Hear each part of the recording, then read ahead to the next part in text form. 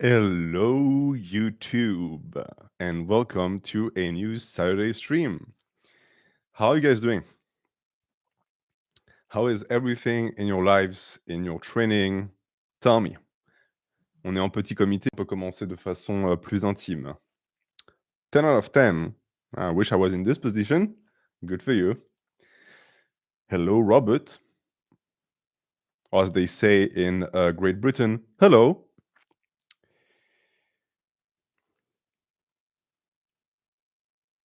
Hi, hi, hi. What was your week about? What did you do this week? I did a lot of things this week, a lot of things that I didn't want to do, but gotta do what you gotta do. Yesterday I did something fun. My wife sent me on a mission because we have a tree that fell in the backyard and she wanted it gone. So I went out there with a machete and I just chopped away at the tree. And it's in these moments where you realize how much it means to do manual labor and how good it feels for the body and for the soul. Exil Wingold ripped the pull-down bar and split open your knee. So like you pulled on it and it came off of the attachment. That's fucked up. That's my fear. Like when you're really pulling on that thing, you think, what happens if it snaps? Well, this is what happens.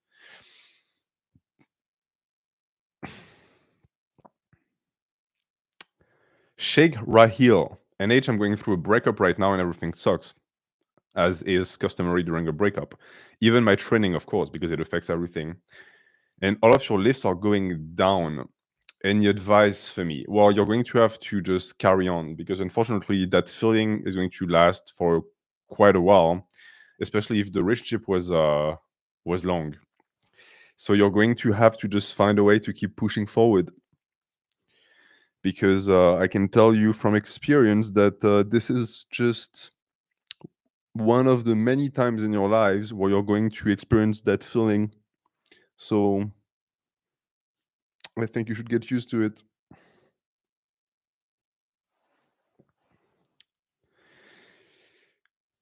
Michael Gundil a donné un 6 sur 10 au physique de Herzoviak, t'en penses quoi? So Gundil is a very famous French bodybuilder, and he grades physiques of like natural bodybuilders that are around my age, and he's like notoriously a very tough grader. Herzoviak for me is like a 9. It's crazy to give him a 6 because if he is a 6, I'm a 3.5, and that does not make me feel good. So Exil said it was a 1989 Gym 80 pull-down great machine, but just very old, yeah. Yeah. The coffee messages are open already, so I'm going to put that there, and it's in the description as well. Pin. All right, so you just send the coffee. No more, like you don't have to send more than just a coffee and with your question. And if you don't have enough space, send me a private message. But yeah, Erzo got a 6, which is ridiculous. How am I doing? I'm actually in very high spirits.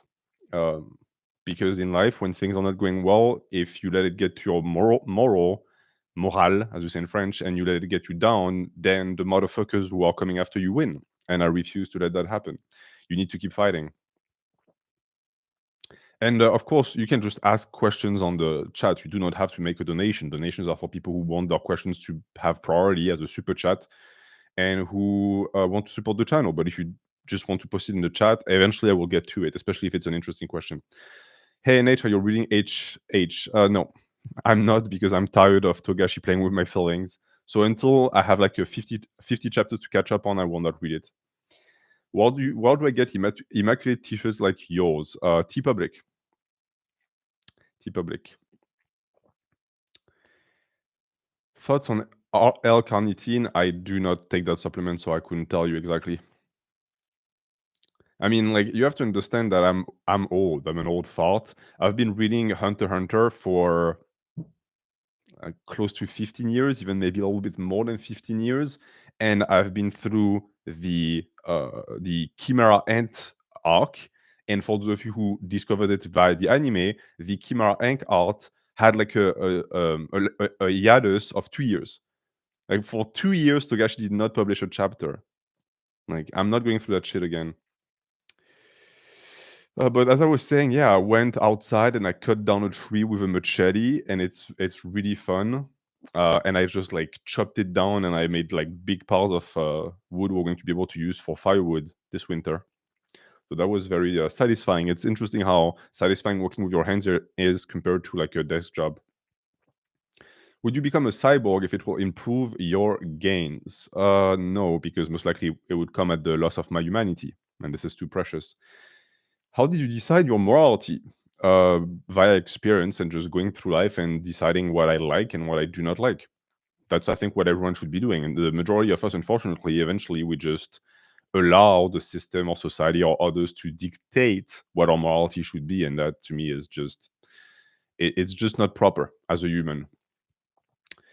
Have you ever read Inumari Sumo? Yes. And as you said, the anime doesn't do it justice. The anime is just garbage. And it's interesting how much a bad anime adaptation can kill a great story, and how vice versa is also true.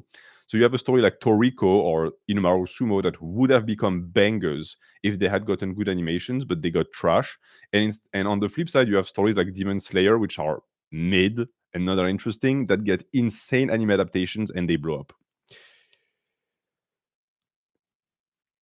Do you know that we fall asleep listening to your videos? Yeah, I get that a lot. This is actually one of the reasons why I refuse to put ads on my videos, is because ads happen at any time and they like, just blast your ears. And just like off on the off chance that is going to wake up one person, I don't want ads on my videos. Did you hear about what happened to Jeff Nippel? Of course I did. Actually, I'm going to make a video about that. I didn't want to jump on the bandwagon of everyone making videos about it as soon as possible.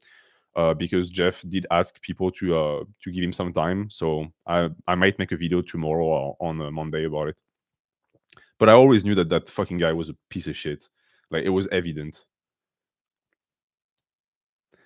Will I still stand out of the crowd with muscular physique in 2024? 2024 is the best time in history to be jacked because no one is. Unfortunately. Ahmed Ibrahim, and before I answer your question, Ahmed, yes, the donation window is open. You can start asking questions on Coffee. How can I change my personality that causes disrespect while keeping my authentic self? So, I've been in that on that boat as well. When I was a kid, I was very sensitive, very feminine. Got a ton of disrespect for that. Was mistreated by people, but at the same time, it was who I was. It was my sensitivity that made me the person that I am, and I'm still very sensitive to this day. And so, to be able to stay sensitive without the disrespect that comes with it, you need strength. The strength to be respected. And that strength you develop via physical culture, via the development of your personality, to become a person that is allowed to be soft. Because if you're big as fuck, you can love kitties and be a softie. No one is going to make fun of you for it. The detestation of softness, in a sense, is a byproduct of the patriarchal system that we have. And I'm not saying it's a bad thing, but if you're a man and you showcase any softness, you're going to be punished for it unless you have strength to back it up. That's how the system works. Obito, have you ever experienced a time in life where you lost all drive to do anything? Yes, it was my first year of college. I got completely screwed over by the French administration, which is not surprising. They put me in a garbage college that I was not supposed to be a part of by lying to me. And it was so easy that it depressed me because like my high school was one of the best high school in the entirety of France, and the teachers were insane and the level was insane. And then I went from that to a college that was like middle school level. Like, I'm not shitting with you. Like, it was so easy that I had one class where I did not show up the entirety of the semester. I did not show up once. I just showed up to the finals, not even knowing what the finals was going to be about, and I scored 100%. That's how easy that shit was. And it made me feel horrible because, well, there was no challenge anymore. And so I turned to video games for a challenge. And so I started playing League of Legends, and I got really, really good at it. But it started to destroy my life. Actually, it's a video that I want to make about League of Legends. But yeah. And I got out of that because I told myself, all right, well, yeah, you are in an environment that is not conducive to your development and no one will push you. So you have to push yourself. And this is why I doubled down on just self-improvement and working, and training, and reading books. What rank? At the time I was playing, there was only Diamond 1 and then Challenger. So there was no Grandmaster, there was no, what do they call it? Master. It was Diamond 1, and when you were Diamond 1, you kept playing until you got entered into a promotion for Challenger when the spot was open. What was your main? I didn't really have a main. I was playing mostly Malphite, Vladimir, and Aatrox, the ancient old Aatrox before he got reworked, top lane, and support. I used to play like Lulu, Nunu, back when it was playable as a support. But of course, I was a top laner first and foremost. How did you quit video games? League of Legends. This game destroyed me to the point where I realized, wow, I'm wasting my life away. Were you Diamond 1? Yep, I was Diamond 1. Which is nowadays not an achievement at all. It's actually a pretty shit rank, but back then it was pretty good. Robert Wood, do you ever feel lethargic during your rest days? They almost feel like wasted days. I don't feel as energized if I don't work out in the morning. Do you have your answer? Rest days are good and necessary, and I take them, but on a rest day, I will still go out, mow the lawn with like a push mower, not like a lazy mower that does it for you. I'll go walk around the house, I'll take a hike with my wife. You still want the body to move. Like, just because it's a rest day does not mean you have to be completely inactive. But I still insist on the fact that passive recovery is very important as well. Sometimes you have to just plop down on the couch and just read, rest, watch TV. It's okay. That's very important for bodybuilding. With Taker of or Shimaev, who wins, dude? I don't. The issue with Shimaev is that he is just like fire the first round and then he sort of gasses out. And if his takedowns get stuffed, he doesn't have much going on for him. So for me, he loses. We'll see. How do I bring up a lagging chest? It seems like no matter how much volume I do, my chest won't grow. You have to find an exercise you connect with. You can do all the volume you want. If it doesn't go to your chest, it won't go to your chest. Yuvrav Singh Sasan. What to do if I don't feel bad about lying to everyone? It just means that your system of morality does not consider lying as something that is bad. And maybe it's because the things you lie about you don't consider to be bad. And so I don't think you can convince yourself that they're bad.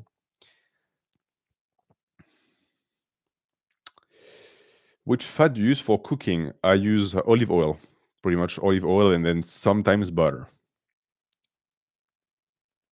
From what chapter of Baki is that thumbnail? I wouldn't be able to tell you the chapter exactly. It's the moment where they discuss the fact that someone who has very strong muscles and a very developed body is essentially like it's a flight risk because you can pat them down as much as you want. The weapon is themselves. So it doesn't change anything. And then it goes on into like a philosophical lesson a la Itagaki, where he essentially says, like, if you have a body with very strong muscles, you have no enemy because you're prepared. And I agree. You know, like yesterday, as I said, I was cutting down a tree, and sometimes I was like grabbing onto a branch that was tied around other branches and trees, and I would just like row it and just pull it, and the entire thing came with me. Like the entire tree was doing this. And as I was doing that, I was like, yeah, anyone who tells you that training for bodybuilding is not functional is a fucking idiot. Because like I train rows heavy, I have a strong grip, so it allows me to tear down a tree just by pulling on fucking branches. If coffee is too big, can I send it in DMs? Of course. Send private messages. Yeah, what's your take on making money and being an entrepreneur? Well, it's no mistake or no surprise for anyone who's been following the stream for a long time that I have a huge morality issue with money. I don't know if it's my Catholic upbringing or what, but I have a problem with like asking money from people who I help or I do services for. And overall, like money is not a factor in my life to the point that if I wasn't married, I wouldn't care. I would most likely like get the minimum amount of money that I need to survive, and that would be it. I would live in like a box somewhere. But I also have nothing against people who make money by helping others, as long as you're not just a parasitic piece of shit. Andrei Saiftoyu. I started college this year, but I can't really make friends. Should I force myself to socialize more, even though I feel comfortable now? Yes, you should.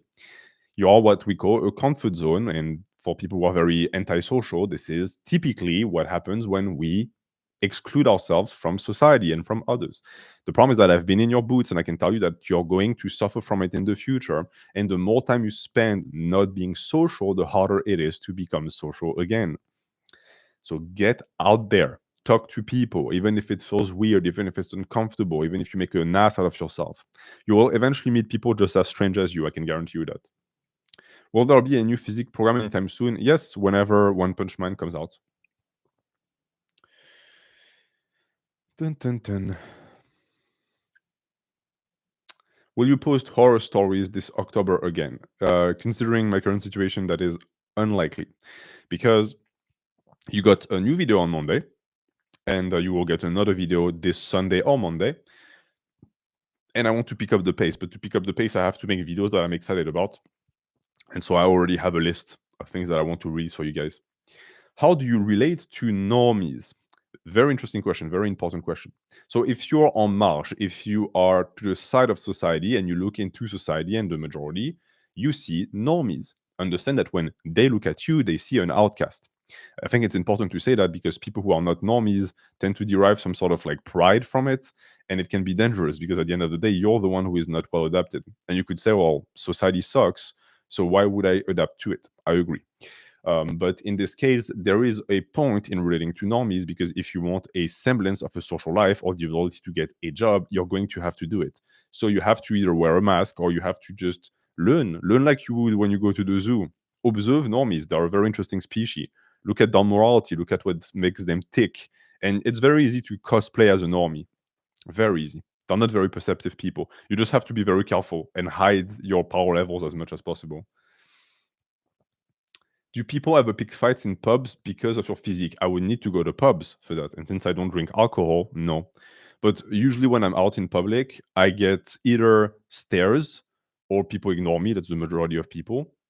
Or I get compliments. I've never had anyone try to actually fight me. Golden U, when I apply Stoic principles and accept what comes my way, I become hollow and live on survival mode. I found embracing the ways I've been wronged and hurt in the past and framing my will. Thoughts? Well, a large contention I have with Stoicism is this idea of rejecting anger.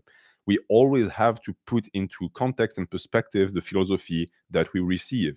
Stoicism came at a time where men were still extremely aggressive, still very full of masculine vitality. And so the philosophy existed to tame that flame. Le Temple de Delphes, one temple in Greece, had everything in moderation on it. That was for a reason. The reason why Greek statues had small penises was because of that as well. It was to tame the passions of the Greeks. For us, we don't need that. We're modern men. Our flames have been tamed a long time ago. We're domesticated. So I would say embrace your anger, especially if it boosts your will. Just don't let it consume you. Bien le bonjour. Oh, Guillaume. Ça va, Guillaume? J'ai vu que tu avais fait un tournage avec, le frérot de chez Iron Quest. Ton six-pack me fait rêver, mon frérot. Mhm, mhm, mhm. 24. Will size make men you see on your day-to-day or at work respect you more? Yes. I actually have a very fun story about that. It's a stream, and the best part about streams, in my opinion, are anecdotes. So I think it was when I was maybe 19. Back then, I wasn't that big. I was like 170, 180-ish, maybe. And for friends, this is huge, of course. And I was at a party, and I was talking to a friend of mine who was what we call in France une 10 sur 10, a 10 out of 10. That woman was like beyond gorgeous. Blonde, blue eyes, perfection. Not my type at all, but a lot of guys would kill for her. And I was chatting her up. Of course I was. And as I was talking, more and more people were coming into the party. And in France, it is customary that you go around and you say hi to everyone. So you shake the hands of the men and you kiss the women. On fait la bise. You kiss on both cheeks. Every single man that came through that door would come to me, say hi to me, and ignore the girl. And it happened 1, 2, 3, 4 times. And it was really weird because that woman was a gem. Like most men, again, would like be hypnotized by her. And not one of them even looked at her. And she started to get upset because it was the first time in her life she had ever been treated like this. And so she looked at me and she was like, well, like, c'est quoi leur problème? Like, what's the deal with them? And I looked at her and I was like, I think what's happening here is that they think you're with me. They think you're my girlfriend. So in their head, like their masculine brain tells them, okay, she is his possession. So I better not step out and try and like even kiss her on the cheek because that guy is going to get mad and he's way too big for him to get mad at me. And when I told her that, she got very, very annoyed with the entire situation. Um, Plot twist, I did not get with that girl at the end. She friend-zoned me very, very hard. But that is an example of being big, having a direct impact on the way other men treat you. And of course, the fact that I'm 6 feet also mattered. But that was quite a situation. Wasim Shamir, it is possible to develop the confidence to talk to a girl without alcohol if you are very comfortable with flirting while a bit tipsy and not at all when you are not.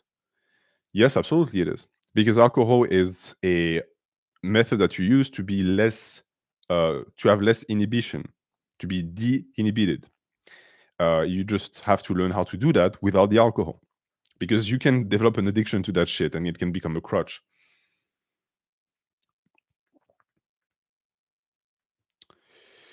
How to be 6 feet. Lots of dead hangs, I suppose. Ahmad, hi NH, I transitioned to BGG recently. Any advice on how to keep my muscles or even grow? Won't be possible. Unless you're in the novice stage, you are going to have to make a choice. BGG is extremely time consuming. You cannot do it half-assed. So if you fall in love with it, you're going to prioritize it, in my opinion. How much is 6 feet in centimeter? It's 183 centimeters. Do you agree that all men should learn to fight? This depends what you mean by fight. I think all men should learn how to defend themselves physically. That might mean just taking a few classes. It might also just mean being born in an environment where you scrap. But taking martial arts classes will never hurt, especially if it becomes the door that leads you to physical culture and physical development. Jordan Jacobs, am I rude for calling my friend who hopped on juice a loser? Yes, you are rude, but you're also correct, unfortunately. I think you've already lost that friend, to be honest, because he's going to go down the rabbit hole of juice and he's going to start hanging up with only people who juice. That's what I've seen happen times and times again.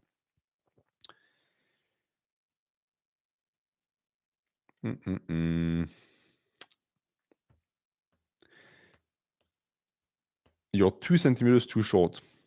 That's too bad. Just wear shoes with bigger soles.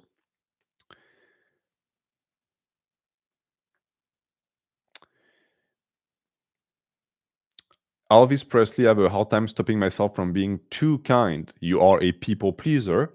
And an advice I heard recently that I think is perfectly applicable in your case is that you have to remember that you are a people too.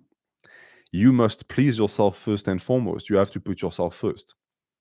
Then you can help others, but never at the detriment of yourself. Don't put yourself on fire to keep other people warm. That makes no sense because you're going to be a prime target for people who are just looking for someone to abuse. Ryan LC, as-tu déjà rencontré une femme avec qui tu devrais passer le restant de tes jours, avec laquelle ça n'est pas fait? Have I ever met a woman who I saw as a potential life mate and it didn't work out? Yes. Time for another anecdote.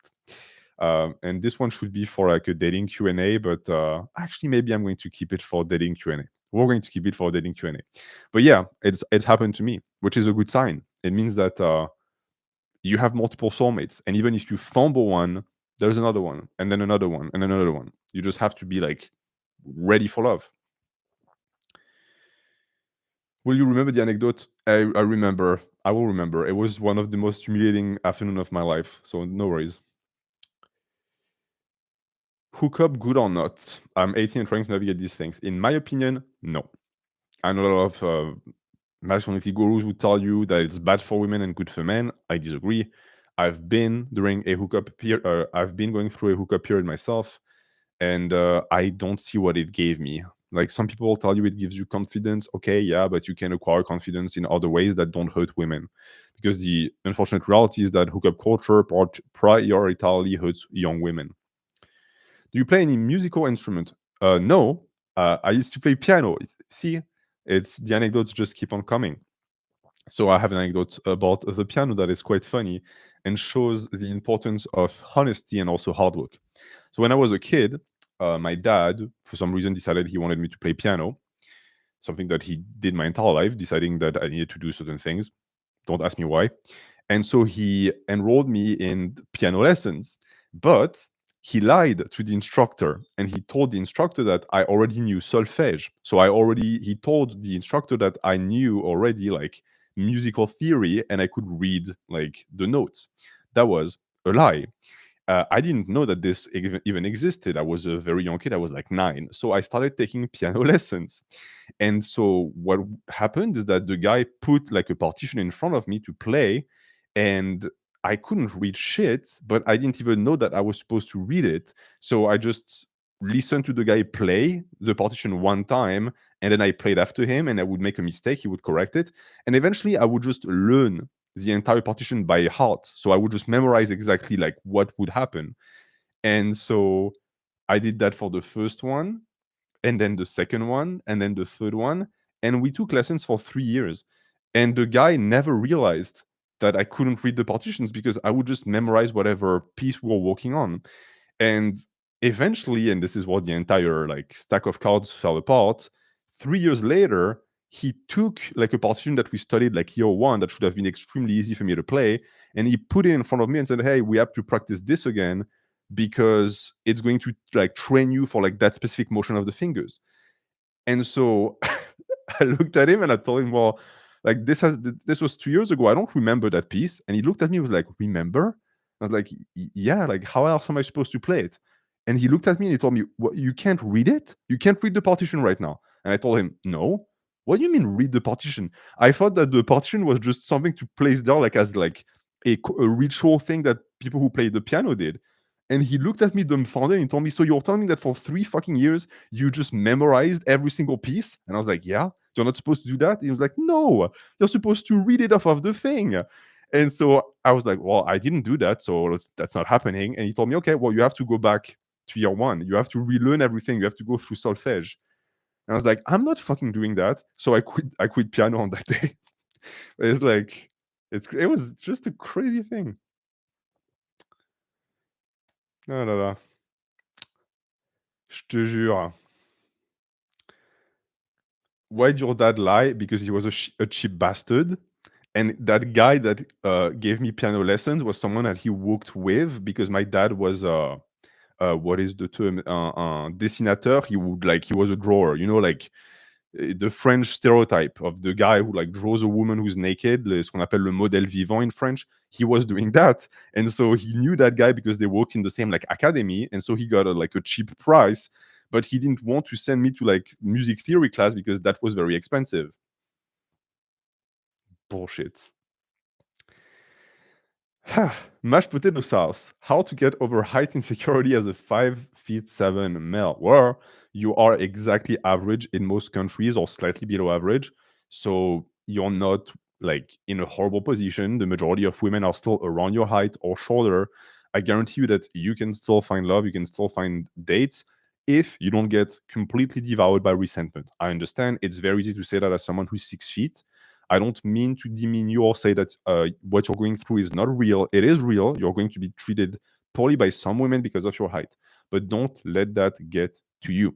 Right? Develop the other qualities you can develop: your charisma, your comedy, your humor, your social skills. All of that, at the end of the day, is more important. Thoughts on Victor Wembanyama, the French sensation? The fact that this guy's legs don't break when he jumps is fascinating. Do you like to draw? No, because I suck at it. The only thing that I know how to draw are cats, because you draw a pair of balls and then two dots and then three lines on each side and you have a cat. NH, how come you don't have a twice a week program for the casual bros? That is a good point you're making. I need to make a 2 times a week program. Do you play chess? Yes, I play chess. I play horribly because I refuse to learn opening theory because it's more fun without it. You said you've read thousands of books. How? Autism? Also a childhood spent by myself, pretty much, with no distractions. An easy way to read a ton of books is just to find a series of books, like fantasy books when you're a kid, and just read them all, because the majority of them have like 20, 30, 40 iterations. And also, like, we're talking books, but some of them are like this big.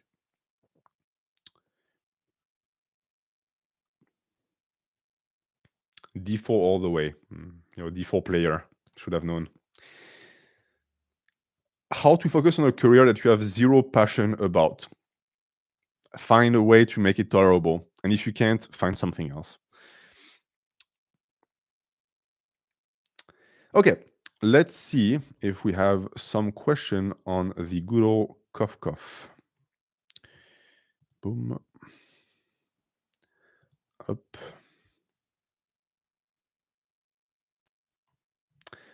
We do. So, that was yesterday. Today we have Abai. LONH. I love to help others, but I can barely help myself. That is quite typical.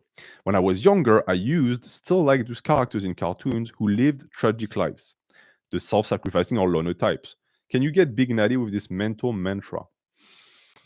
So the feeling and the principle of self-sacrifice is noble. It absolutely is. If you look at like the Greek mythology, the Greek stories of old, a lot of them sacrifice themselves for the greater good or for the people that they love. In anime and manga, it's the exact same.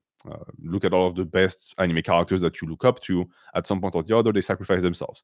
Look at One Piece. If I say, like, in the chat right now, for the people who watch One Piece, what is Zoro's most iconic scene in One Piece? Go.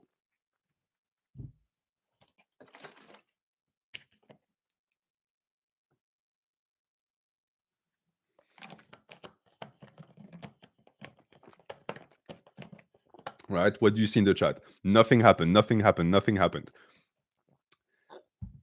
I won't spoil it for the people who haven't watched it because it's epic, but actually, fuck it. It's been out for like 15 years. So it's a scene where one of the characters is essentially asked to take on the pain of his captain to allow him to live. And if he doesn't do that, all of his friends are killed. And so this happens, and the way the pain is removed is in a big bowl. And 1/1000th of the ball is removed and injected into his chest, and it like almost kills him. It's so painful that he's on his knees just like puking blood. That's 1/1000th of the pain he's going to have to receive to survive this. And he just says fuck it, and he plunges both of his hands into the ball of pain. And he's found like hours later, still standing up with his arms crossed and just like almost dead. Like he is this close to death. And he's found by a nakama, a guy from his crew, who's like, what happened? There's blood everywhere. What happened? And Zoro looks up and is like, nothing happened. He sacrificed himself, but he also knows that his captain would not tolerate the idea that his friend took on his pain for him, so he's just lying. He just won't speak about it. And that is, by the way, the spirit of self-sacrifice. But to go back to Abai's question, because now we have like a better context to understand why self-sacrifice is so noble, I think that you are fine with helping others as long as you yourself are reliable for yourself and you're self-contained and self-sustainable. I really don't think it's a good idea to always spread yourself thin for others, because I don't care how good your character is, eventually you're going to become resentful. I've seen that happen with very good, kind-hearted people. Eventually they turn full of poison and bitterness because they feel like they've been mistreated, and now they can no longer be kind. Kindness also takes strength.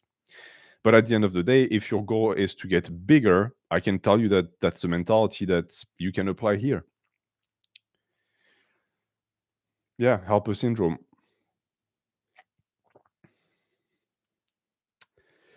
Okay, that was one question. Abai, don't hesitate to follow up if you want more information. Let's see another question. We have Crocs. Hey, NH, recently I've broken my porn addiction.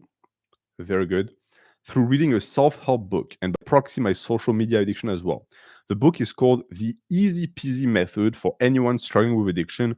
Look it up. It's free and online. And and then he writes, but now that my mind has been cleared, and then nothing, which I suppose means that he typed a message that is too long. So I'm going to go find your question, my dear Crocs, directly in the private messages. So, yes, Crocs. I was confronted by reality and realized my life is mostly empty. Another cause for wasting my time online is that I was sent to cushy special education, which stopped me from failing properly and learning to get any agency. I couldn't make proper friendships there either because of my extreme passivity and not feeling like I belonged there. Tangent. Something that is related to me and that is going to make you like also understand more why it might be very important for some people to fail and to suffer, as fucked up as it sounds. So I recently realized that through diagnosis and through like talking to people who work in therapy and in psychology, that I'm very likely to be autistic. Like I'm on the spectrum somewhere. The thing is that I was never diagnosed as autistic because, and French people on the chat know that, France has a very interesting relationship with autism. We have a lot of professionals and specialists who essentially say autism doesn't exist, and autism is just a manifestation of a bad childhood. So essentially, if you're autistic in France, you're told "suck it up, buttercup," which is the reason why I was never diagnosed, even though the signs were always there. As a result, I really suffered in school because I couldn't relate to people. I didn't understand social norms. I was constantly the odd one out, but in a way that forced me to learn skills that now are very useful because I am perfectly integrated in society. I'm still an oddball sometimes, but not as much as I would be if I had been put to the side and told, okay, well, you can't mesh with society, so let's just give up and let's just try and make society adapt to you. That doesn't work like that. And we have the perfect example of someone who unfortunately went through that with Crocs, where he was put in a cushy special education and that stopped him from developing the skills he would have needed to make friends and to relate to his peers. He continues, it's quite tormenting knowing I'm behind my peers and is strange with most of my relationships. Now I'm in my first year of business uni feeling like an unfrozen caveman. Sadly, yeah, college, be it in the US or be it in Europe, is mostly about social skills. It's mostly about connecting to people. If you can't do that, the degree you will get at the end, if you even manage to get your degree, is not going to be of much use. I fucked up the first month by being completely unprepared socially. I missed off the chances by being an antisocial idiot and feeling unworthy of making friends with people I want to actually be bros with. That is also a sad truth about school in general. The first few months is when people make connections. If you're the guy who stands to the side and waits until fucking November or December to make friends, too late, because the groups have already been formed. And humans are social creatures, yes, but we're also tribalistic creatures. So your chances of being integrated afterwards are almost zero. I know the main answer is not to be a little bitch and move on, but it's painful without close friends or any special memories the last few years. Baki and Frodo certainly didn't make it alone. Any advice? You unfortunately were cuddled by a system that doesn't quite understand that people who are not neurotypical don't need to be surrounded with plushies and cushions to be protected. They need to be given the skills to exist in a society that will always be neurotypical. If you're neurodivergent, you can't say adapt to me. You're 1%. It won't work. You have to adapt.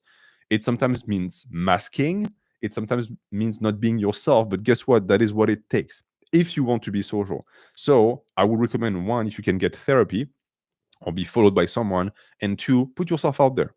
You have so much to catch up on. It's going to be really painful. I understand that two social interactions are going to cause you a lot of anxiety, but the more you wait, the harder it becomes. And you know that. I think that deep down, you know that.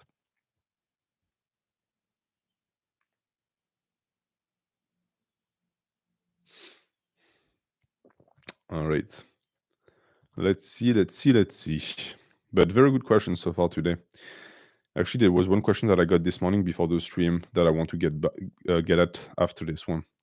But first, we have Emmanuel, who also didn't send the message in Centauri. So I'm going to go find your message directly in my private messages. You didn't send me. Emmanuel, you sent a donation, but your message was cut off. Please send it again as a message. You don't have to send a donation again. I think it was this guy. Okay, so it was Roy Bass who said, "Hey NH, I'm your biggest fan all the way from Lebanon. If there are other people from Lebanon and you want to fight this guy for claim of being my biggest fan, let me know and I'll give you his information. You really changed my life because people from Lebanon really need that right now.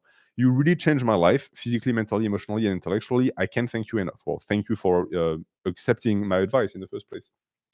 I'm moving away from home to a new country with my fiance and leaving behind my parents, brothers, childhood home, and friends because of various reasons. Yes, you don't have to tell me the reasons. I know the reasons. I'm a very emotional person and tend to overthink a lot of stuff. What can I do to make saying goodbye easier and helping me start this new chapter with my life partner? So, naturally, leaving everything behind is extremely hard. I've done it myself. When I did it, I did not leave a country that was in the state that your country is in. So, it's even harder for you. I don't know what your plan is. I don't know if your plan is to get your parents to come over eventually, or if they are just too attached to Lebanon, which is a possibility, knowing people from Lebanon who are very proud of their culture and where they come from. In this case, it's going to be all about how you handle that. Because if you take that on as baggage in your new country, you're going to be weighted down, and it's going to just have a very negative impact on your ability to start something fresh with your partner. So I would say that in your situation, you need to have that like goodbye moment with your parents, and be as emotional as you need to be, and then leave that behind. Of course, make sure you stay in contact with these people as much as you can. Don't be in the habit of running away from your emotions, but you have to have the ability in your head to separate that new chapter in your life for it to be a new chapter in the first place. But I understand what it means. Emmanuel sent the message. Thank you, Emmanuel. Appreciate you. Yeah. If your message is long, it's going to be cut off, but you can always send it again. So Emmanuel says, over the past few years, I have worked on improving myself physically and mentally. I still have a long ways to go, but I have made tangible progress. My dilemma is that whenever I run into people from my past, I revert back to my old self. Very typical. My confidence and the way I talk literally reverts to a 120-pound freshman in high school. This doesn't happen with new people, just people from high school. I often have to interact with people I used to know because I go to the biggest university in my state. How do I get rid of this feeling of wanting to shrink under the gaze of others? So, first and foremost, let us decorticate why you feel like this. The reason why you feel like this is because you perceive that these people have witnessed the most shameful version of yourself, the version where you were small and you are not confident in yourself. And in your head, this is still how they view you. I can tell you for a fact that this is not the case. They view you as your new person. They view you as the new body you built, and they will view you as how you interact with them. People are always open to be surprised. I've had that happen to me many times. People who knew me in middle school and who met me again late high school, college, and who are surprised. I did not go out of my way to make them think that they shouldn't be. I played by the cards and the rules that were given me. They treated me with a newfound respect, and I just ran with it, even if I wasn't confident. Because I can tell you that the way you feel is also the way I feel with many people. For me, it is with my family, because my family, they saw me when I was a brat, when I was a very small kid that was like very, very effeminate. And so to this day, even though I am this now, when I talk to them, I still feel like that kid. That's a reality that is hard to divorce from. But I can tell you that if you're dealing with people like friends, it's something that is going to rely 100% on your attitude with them. You worked so freaking hard to become that new person. Don't let a stupid anxiety take it away from you. You should really play off of that confidence, because you know how great it feels when you can finally be someone you're proud of in front of people that used to either make fun of you or used to look down on you. Not because you can now flip the script and be a dick to them, but just because you earned something great. So now enjoy it. You worked so hard for it. Enjoy it.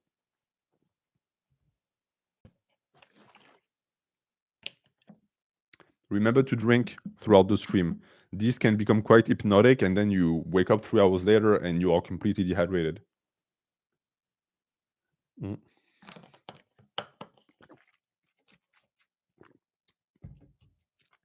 NH, do you still get swore shamed? No, because I live in America. And America doesn't really have a swore shaming culture, because they still have a culture. We're going to get into an interesting discussion here. America has a culture that is extremely in line with improvement. So And this is, of course, the American dream and the fact that this is the country of capitalism. Capitalism is not necessarily always a bad thing. If you are big in America, other guys look at you and say, damn, I can be like that guy. So they're going to look up to you and they're going to, in a sense, envy you, but in a positive way. They're going to think, I want what this guy has, right? In France, it's the exact opposite.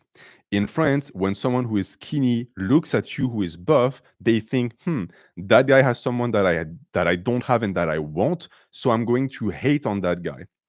Because surely that is the best way for me to accomplish my goal of one day being big. Naturally, this is nonsensical, and this is why France is a country that is full of resentful losers, because they have this weird idea that if they start to hate on something that they deeply desire, it's going to magically manifest in their life. And if you want to know where this is coming from, I think it comes down directly to the roots of the morality of both countries. Because France is a Catholic country and the USA is a Protestant country, and you can hate on Protestants as much as you want, but the ethics of hard work is very prevalent in the Protestant ethos. And so it's a country of people who always want more, always work more to want to get more. And when they see someone who has more, they say, I can get that too. In France, it's the opposite. We have a detestation for the rich, for the powerful, for the mighty, because the meek will be at the right hand of God or whatever. And French people interpret that as saying being weak is good and being strong is bad. And so all of that creates a culture that is full of resentment. French people, I don't miss you at all.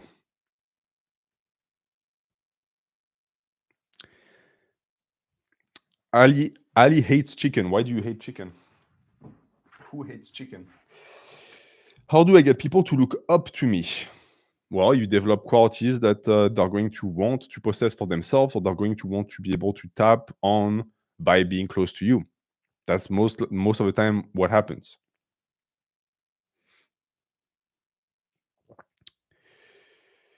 Robin, you mentioned that flexibility is key for productivity and talked about your schedule. Is it correct that you did not have any time schedule? Correct. I don't have any rigid idea of what I do from like this time to this time when it comes to creative purposes, because I found that if for some reason something else happens and I have to do something else, it crushes my entire day because I'm not very flexible at all. So what I do instead is I have things that I know I must do and I accomplish them via order of excitement, quote unquote, because that is how you get shit done. If you tell yourself, I have to do this thing, and you really don't want to do it, guess what? You will get nothing done all day. But if you start with the small things that you're excited about doing, it's going to create momentum for you to tackle the things that are actually more, quote unquote, difficult. This is the time in the stream where I am going to strip because I'm way too warm.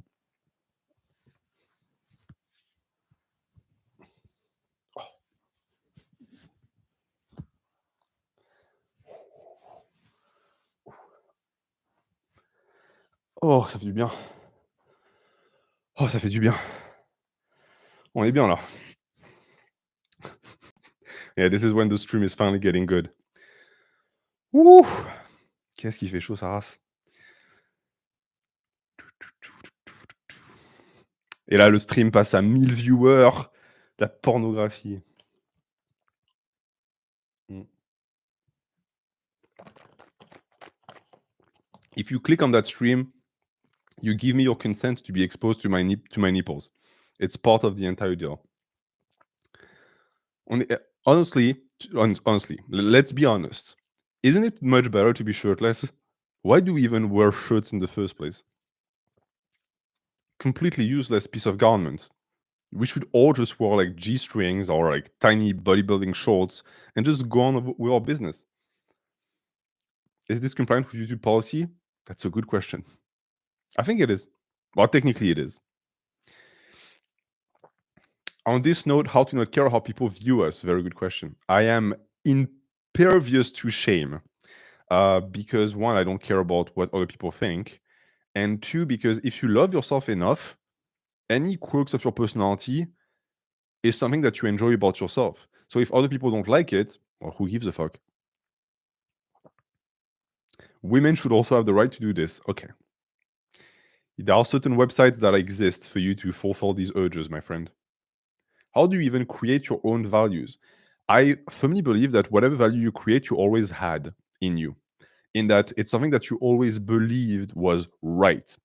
But maybe society tells you it is not right, and maybe society is correct. So it's, in a sense, it's a trial and error.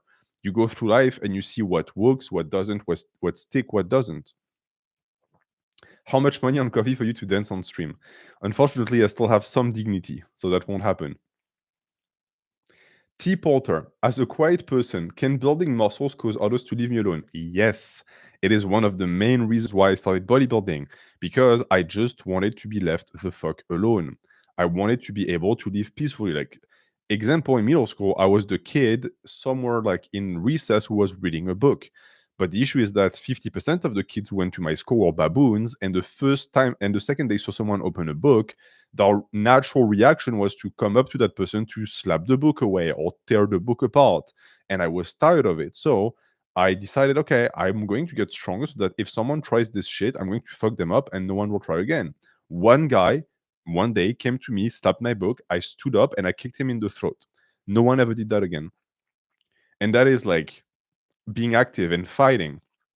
Now, like, I have developed enough muscles that this is not even needed. Bodybuilding is a form of martial arts in that it's a way to bullshit your way out of fights. It's what Machiavelli used to say: looking powerful is being powerful. If you look big and you look strong, it doesn't matter if you know how to fight or not. No one is going to fuck with you. And the book was Slumdog Millionaire, by the way. The lighting makes it look like you have blue hair. Yeah, it's my SJW phase.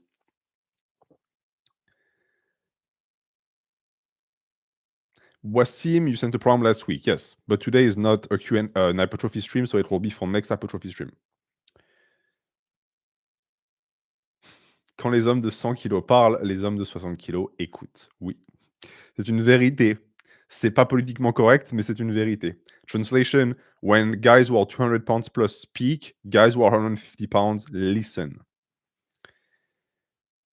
Why are you so hot? It's the French blood in me. Ah, someone said that they sent a message. Yes, you can keep asking. We have 2 hours left. You can keep asking questions on coffee, of course. Of course, of course. So we had Emmanuel. We have just this question, who has just one question. Have you watched the interview with Dr. Mike and Mike Israel? Isn't that the same guy? Or does he have like an evil twin? There are tons of interesting topics covered, which I think you'd like. A video about it would be great if you can make one. Okay, sure. I'm going to plug the laptop in, and as some of you might know, it's quite the ordeal.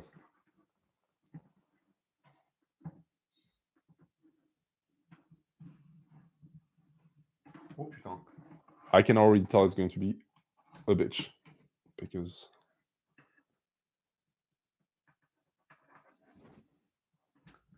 oh putain.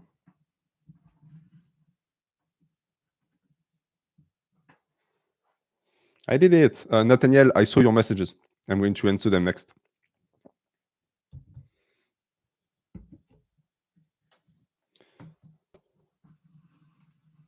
Bah, c'est une galère en fait, parce que j'ai tellement de câbles. You're big. Alvis says I'm big, but people still push me around at work. Ah, putain. Oh, qu'est-ce que ça me casse les couilles. Putain. Ah. Look at that lat. De latismus. Ok, c'est bon. C'est bon, c'est bon. C'est bon. Show us your cat. I don't have a cat, unfortunately.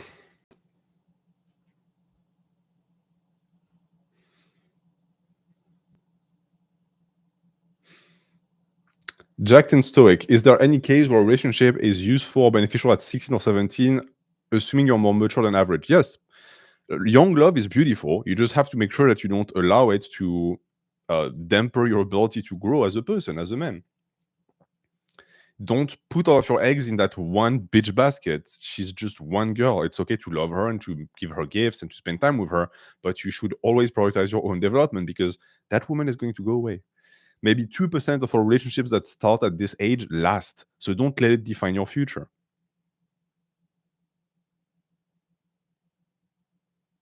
Do you celebrate Halloween, or are you Jewish? Jewish people don't celebrate Halloween. Since when? Any help for you, Alves? Well, the only way I could see this being true is that you are in an environment that is by nature deeply passive aggressive, and so your strength is completely useless in that. I've been in academia and I was in the same boat. You can be as big as you want. You can be Ronnie Coleman. You're surrounded by weasels. Weasels don't play by the rules. So you have to learn to be a weasel. This is why I say that you have to be both the fox and the lion, because sometimes there are situations in life where being the fox doesn't work. Bork is borking. Yeah, I look big as fuck. Look at my chest. That's not even flexed. I did dips yesterday. Dips are so good. Dips are so good. They're so underrated for bodybuilding. It's ridiculous. With 4 plates. Not yet. I'm doing them with 3 plates and 2 tens. 4 sets of 5. How do you deal with face fat in a bulk? First and foremost, if you get really, really chubby and moon-faced, your bulk is you're bulking too hard. There's no point. You can also look at foods that cause inflammation and water retention and take them out of your diet, or you can just cheat and have a beard. That way you can hide some of the fat. Are you going to finish the coffee donations? People ask this as if there was like a gazillion donations on coffee, but unless I'm deeply mistaken, I have only one question left. So if I haven't answered your question, I don't see where your question is, my good friend. We have Nathaniel Reynolds, who has 2 questions. First, thank you for the advice. One of my old friends is moving up here and I will be moving in with him. So my rent will be $650 a month. Also, I was wondering about your thoughts on fasting. Okay, so that's clearly a follow-up. So maybe the other questions is the first one. Never mind. So you asked something and I answered. I don't even remember. I'm sorry. So your question is, what are my thoughts on fasting? I do not fast, not because I think it has no benefits or purpose, but because I get really bad, dark thoughts when I fast, and I just don't like the person that I become. And honestly, like when I look at my physique and I look at what I've been accomplishing by just eating and keeping myself fueled, I am never going to go during periods of time where like I have no glycogen in my system, because why would I? But of course, if you have to fast for religious reasons, it's different.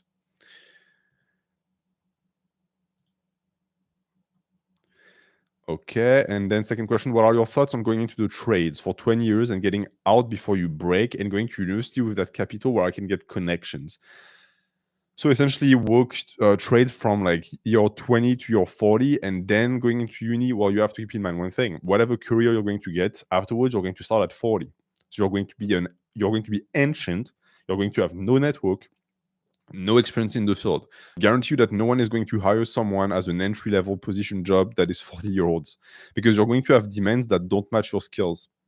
So maybe instead go into the trades and go to like night college and get a degree as you do the trades. But doing the two, I think is really good idea. And you say you love programming and want to go in computer science, a field that right now is extremely unstable. So I don't know what its future is going to be in 20 years. I don't think it's a good plan. Yeah, I don't think it's a good plan. And you say that your name is L24 and you sent... check DMs. My bad. You're right. Maybe, boss. Hey, I need some... So L24 asks, hey, I need some relationship advice. I know this is self-improvement stream, but it might go hand in hand. I'm 20 years old and I started seeing this girl every week for 4 weeks. And I'm really into her. I want her to be my girlfriend. I like her. She likes me. Yes, this is more for the dating Q&A, but we'll do it today. When do we become officials? I've heard red pill guys say she has to make the decision. What? How do I stop? First and foremost, whoever told you that is a fucking idiot. 99% of women will want you to ask them out. They will want you to make it official.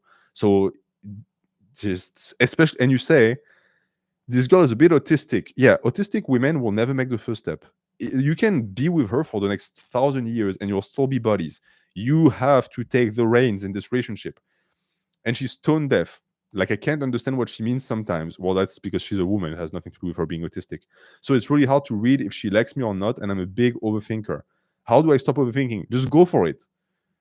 And I don't want to be needy or clingy. Do you want this girl or not? Go for it. Ask her out. And for first relationships, you're going to fuck up your first relationships anyway. They're going to be garbage. So go for it. It doesn't matter. Just try. At least try.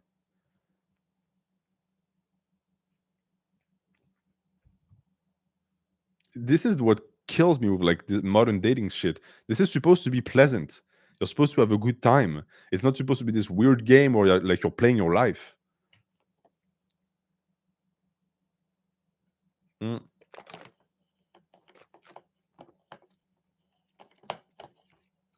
On the spectrum of biomechanic nerd to midhead, what would you place yourself? I'm much more of a midhead. To this day, I still cannot tell you which is the long head, which is the short head. I think that this is the short head. To me, it's minutia. As long as you train, you train. There's value in programming. I insist on programming, but this dissection of this does this for this muscle and this, it leads to horrible programming practices where people are going to do like 5 different exercises for the biceps because they all hit a different portion of the head. Nonsense. Pick 2 or 3 and just fucking train hard. It always fascinates me because these people who like know everything about the anatomy of the biceps have small biceps. How about just training them hard? And then you can become like this hyper precise savant. Volume or intensity, both. But these days, I would say intensity. Hell, what? NH, I want to start a workout account on Instagram, but I'm hesitating because I'm conscious of posting online. How can I overcome this? I'm going to give you advice that is going to sound mean. No one is going to give a fuck about your Instagram because that's the reality of 99% of people who post about fitness. It's oversaturated. No one will even see your post. So just have fun and knock yourself out, because best case scenario, you're going to attract an audience of people who are like-minded. That's the worst thing that can happen to you.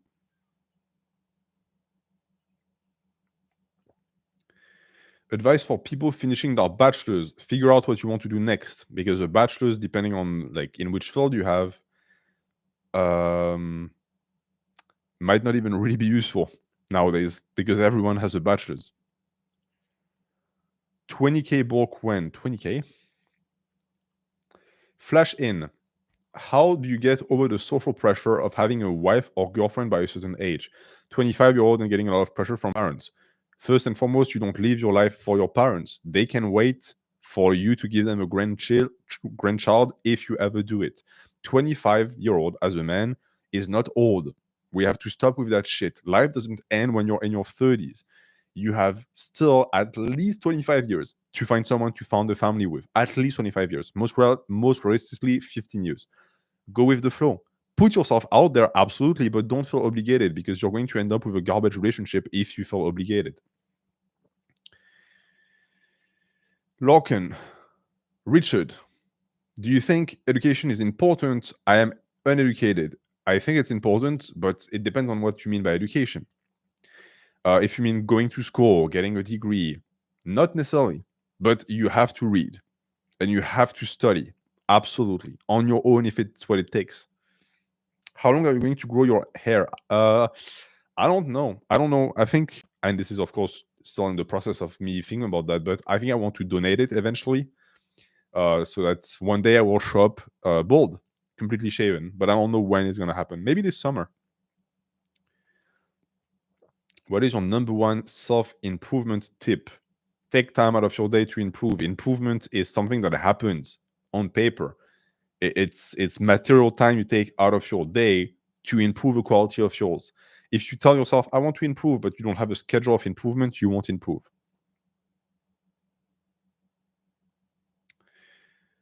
Papa Smurf.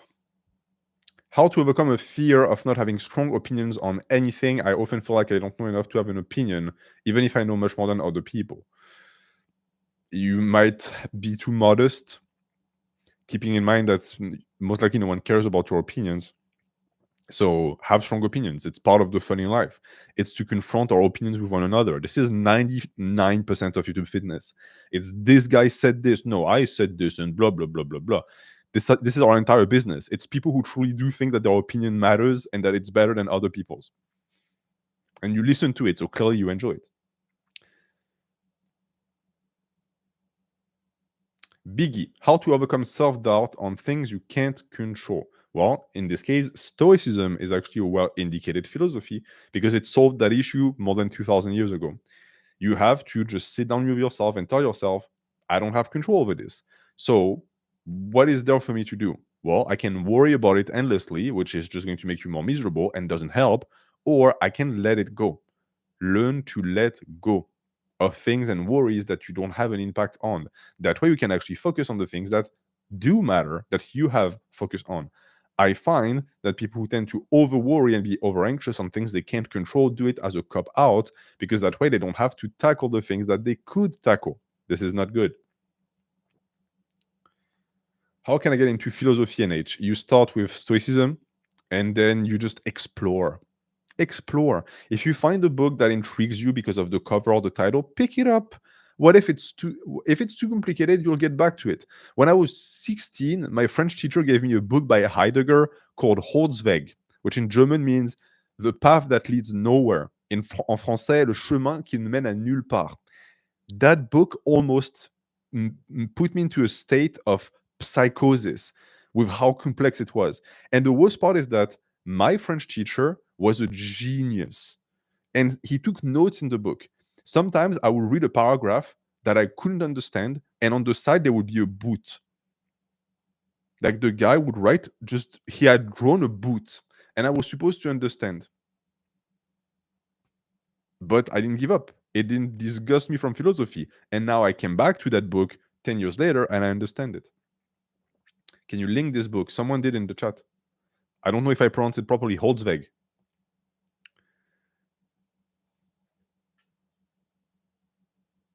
Oh, there's a little birdie that's making a nest by my window. What are you do? No, yeah. What are you doing? I think he's eating bugs. Sure, why not? Explain the meaning of the boot. I don't know. That guy was weird. All right. You are going to be put in timeout for 10 minutes because you're spamming. Is the flamingo a good role model? No. I don't think so. He's an interesting character, though. The boots don't make the man makes the boots. Correct. LONH, I need your thoughts on laser eye surgery, please, and if you ever consider it. I have not, for the simple reason that I consider that I was given this big-ass nose for a reason, and that reason was that it perfectly allows my glasses to sit on it. I also like wearing glasses. I know that this is, especially in America, there's still this like discrimination against people with glasses. People like to make fun of it. I enjoy wearing glasses. I don't see the issue with that. So I will never get LASIK. Keep in mind also that LASIK is risky, much more than they will tell you when you actually attempt it. And if you have side effects, it's for life. So you're fucked. Can you take them off? Are you prepared for this? What do you think? With or without glasses? By the way, funnel quiz for you guys. I have 2 visible scars on my face. Are you able to see where my scars are? I guarantee you that no one will be able to see them because you're so used to looking at my face that now you don't pay attention to them.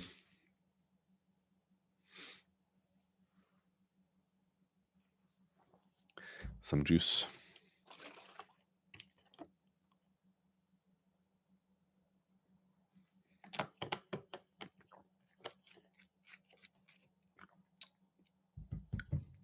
Corner of your eye, no. No.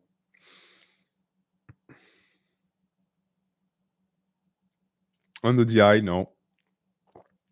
When is the next video? It's going to be Sunday or Monday.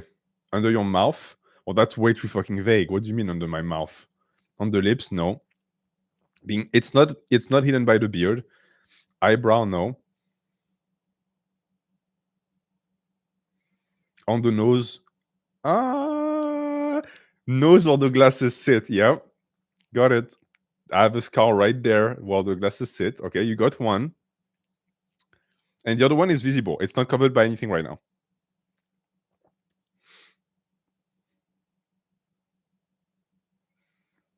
How did you get the scar? So that scar here, I got when I was a kid. I had not smallpox, chickenpox. I don't know the one. We call it la varicelle in French. It's the thing that kids get when they scratch themselves. And I had like a big ass, not smallpox. I think smallpox is something else. I got a I got one like really bad here. And don't ask me why, but my cat, that asshole, decided it would be a great idea to scratch me. And so she took a full chunk out of my forehead. And now I have a divot. But it's perfect because now my glasses fit exactly in the divot.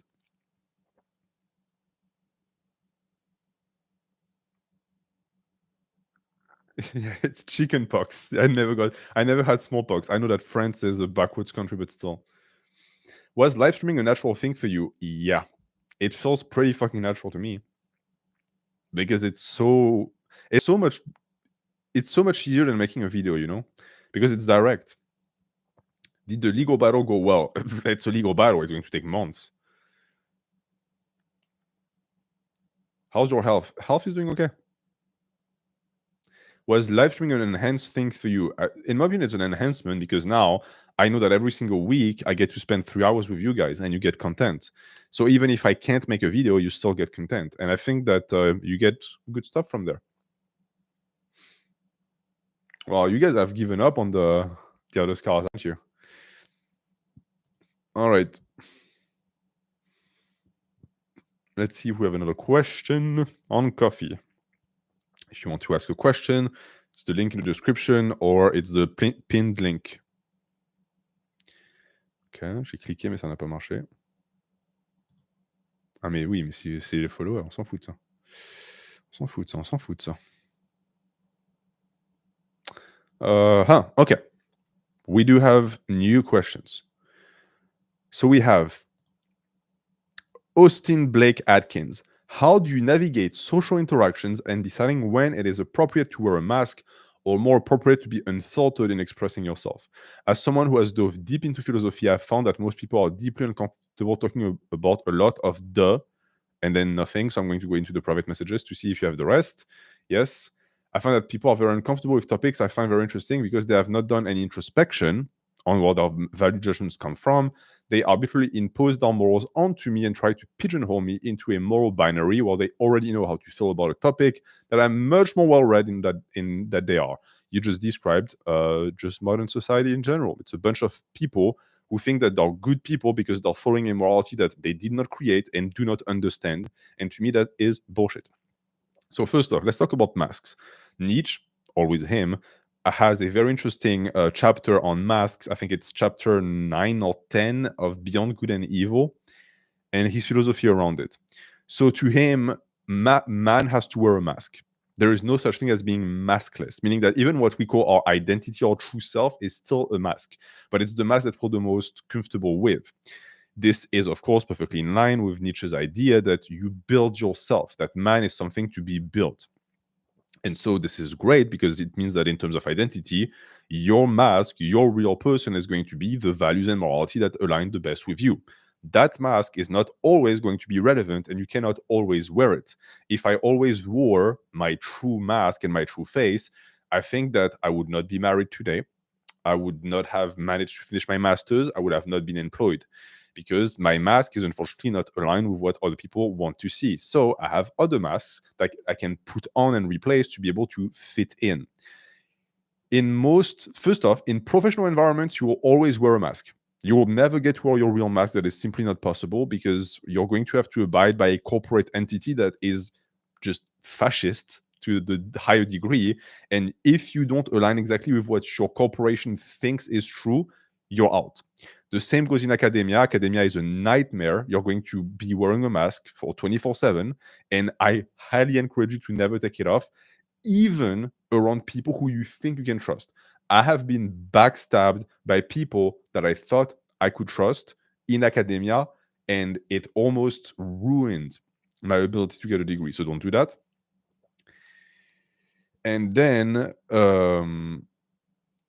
it is up to you to decide who gets to see your true face, and that should be a privilege. And hopefully, you get a crowd of people, a crowd of friends that you can be true with, even if they don't agree with it. You know, my wife and I are very different people, very different. She's just the kindest human being, love for everyone, tolerance for everyone. I'm completely opposed to that. And yet we're perfect together because we both see each other for what we are, which are people who are doing the best and who think that their ideas actually are the best for everyone involved.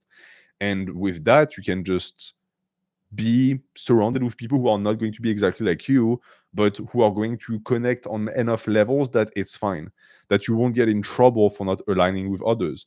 That's sort of, I think, the hope, the hope that we should all have, that we get to live with people that we love without having to be exactly like them or following guidelines. This is what personally just aggravates me with this like modern morality of, if you don't think this, you're a bad person, and if you're a bad person, it's okay to do horrible things to you. No, your tolerance is just bullshit. It's intolerance wearing the mask of tolerance. So that was a very good question. Thank you for your question, Austin. Let us see if we have other questions.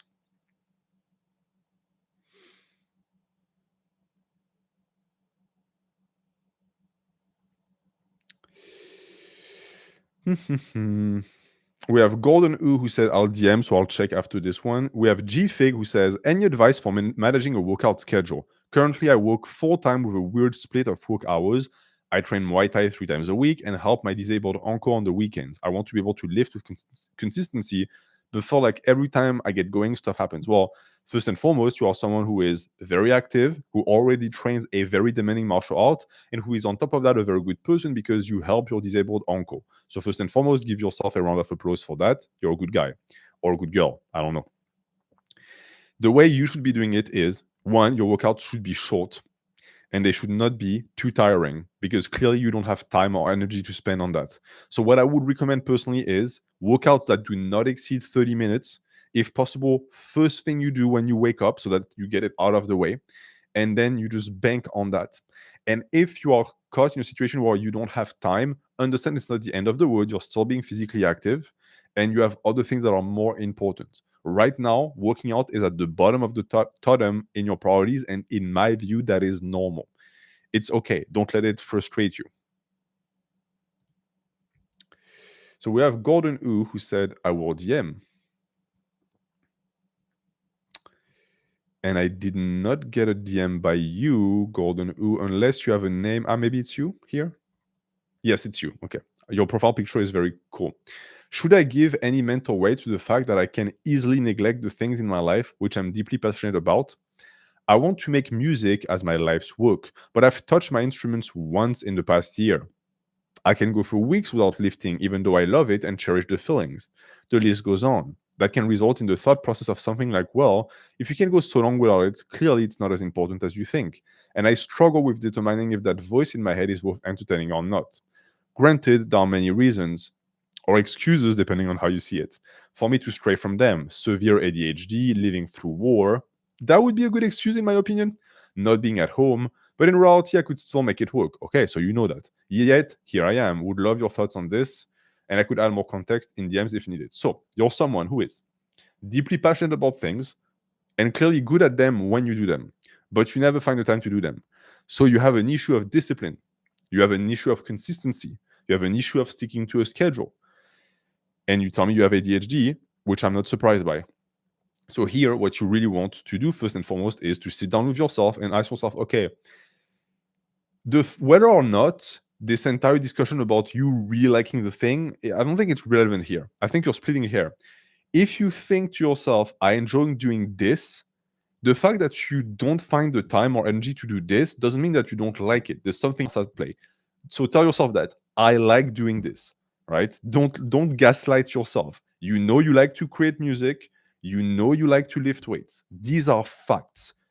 After that, what are you going to do to make these more sustainable in your life and more consistent? You like doing them, they add value to your life. What is your plan and how you're going to articulate your life around getting in as much sessions as possible? You tell me that you want to make music as your life's work. Guess what? I don't give a fuck how talented you are. Even the most talented of talented artists like Jimi Hendrix played the guitar 5 hours a day. You have to create time for yourself to spend time with that instrument as if you tried to learn it better than your own body. That is what is needed. If you don't do that, I can already tell you, you will never make your dream come true. It is not possible. The music industry is a monster that swallows dream and spits out bullets of blood. You are going to have to compete with people who are going to work hard. If you don't work hard, you will not be making it. So it's a choice you have to make for yourself. Once you make that choice, you make a plan, a plan, and then we have results. That is how it works in life. That is the essence of self improvement.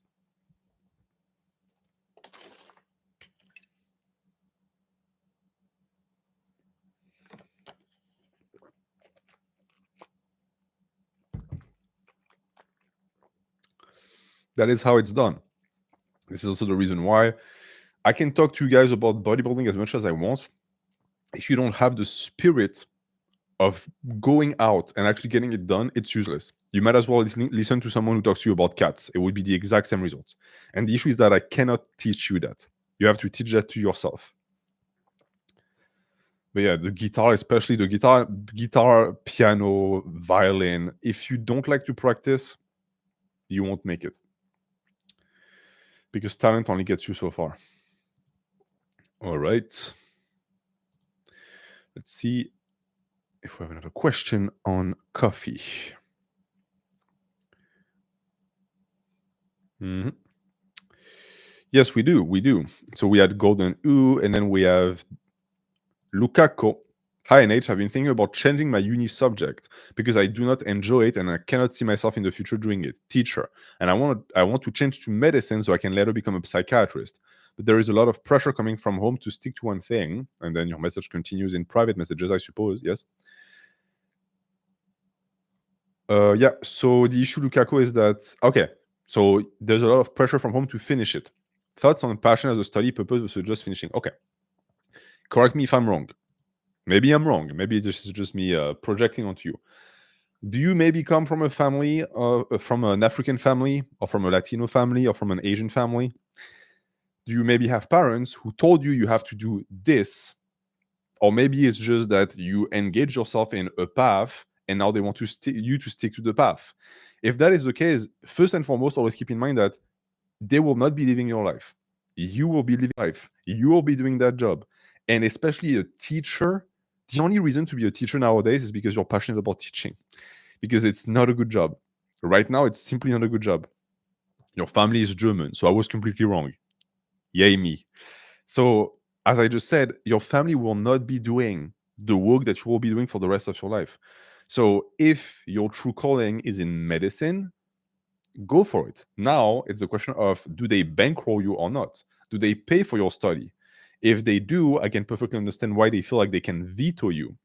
In that case, sit down with them and explain, hey, yes, this is going to take longer for me. Yes, it's going to be a harder career path, but I'm passionate about it. And as for your question of the importance of passion as a study purpose versus just finishing, I've seen and I've met so many people who told themselves, okay, I'm going to get a degree as an engineer and I'll finish it. And that way I'll be done with it and I'll have a relevant degree and I'll have employment. No, you won't, because you'll be competing with people who actually have a passion for engineering, and these people will make it and you will be left aside. So to me, while at the same time, I would never tell you just get a degree because you absolutely want it. It needs to be something that is going to lead you to a financial stability eventually, if that is what you want in life. If you want to become a psychiatrist, that's pretty high stability. So try to tell that to your parents and just have open communication with them. You know, like I personally also was in a family where studying was super important. And I was told, hey, do what you want and then you'll figure it out. And this is what I did, and I figured it out. Yeah. And as Can all says, rather one difficult conversation than years of regret.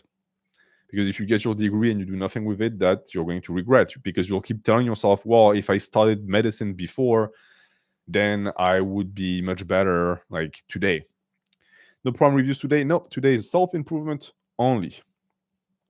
Tips on focusing when studying. Put your fucking phone away. Listen to music if it helps you. And just fight against the constant urge to stand up and do something else and be distracted.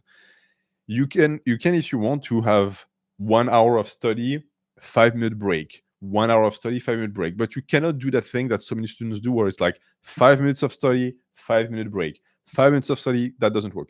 Also, the thing about looking at the time and saying, oh, it's 3:45, I will start at 4 p.m. It's a bias of the psyche. We've all done that. It doesn't fucking work. Start now. Because if you do that, next thing you know, it'll be 4:15. Oh, I'll start at 5 p.m. No. Aïe. We know, hein, c'est fou à quel point on est tous pareils là-dessus. Hein. Do you have a go-to high calorie snack that doesn't take a while to make? Yes, oats. And then you can load them with bananas and honey. Sebastian Leroy. NH, I've studied philosophy for 5 years and I've never read Stoicism because of its association with right-wing grifters.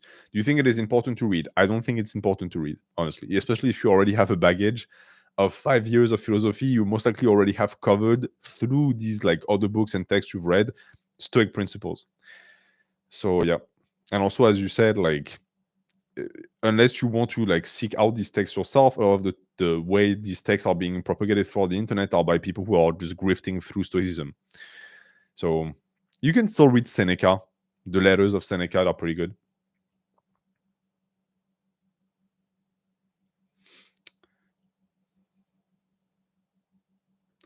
All right. What are some books everyone should read in your opinion? I don't believe that exists. I have my books that I've read that I've loved. Like I could tell you Sun and Still. I could tell you Nietzsche in general. But of course, it's just my philosophy and what touches me. Would you say Meditations by Marcus Aurelius would be a good place to go for Stoicism? Yes, because it's extremely simple. And H, what do you think about sandbag training? Have you seen the Stone Circles channel? Yes, I've had a few videos recommended, but because it's about like functional training, it's not really relevant to what I do. But it looks pretty interesting. As for sandbag training, sandbags are not practical for hypertrophy.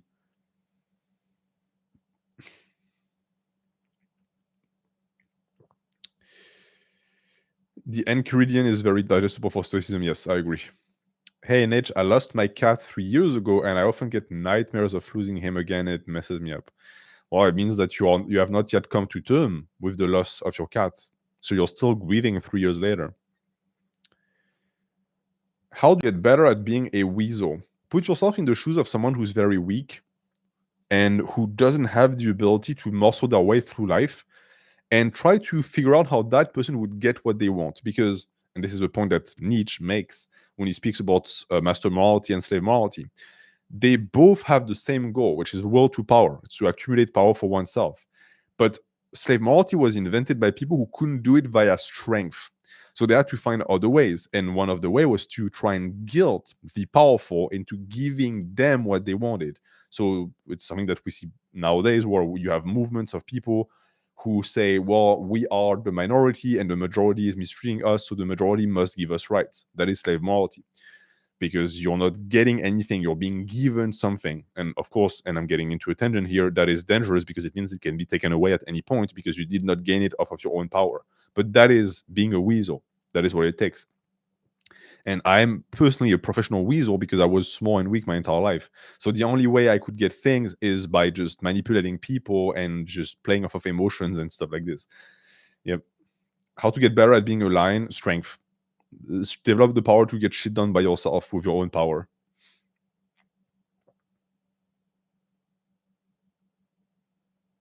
Nathaniel tells me that he followed up on coffee. Absolutely. Can you please make a video on the black pill again, but this time talking about perceived helplessness in life? Have you watched the video that I made about Bezuk called You Are the Hero of Your Own Story? Because that's an hour and 30 minutes of just that, where I just talk about helplessness.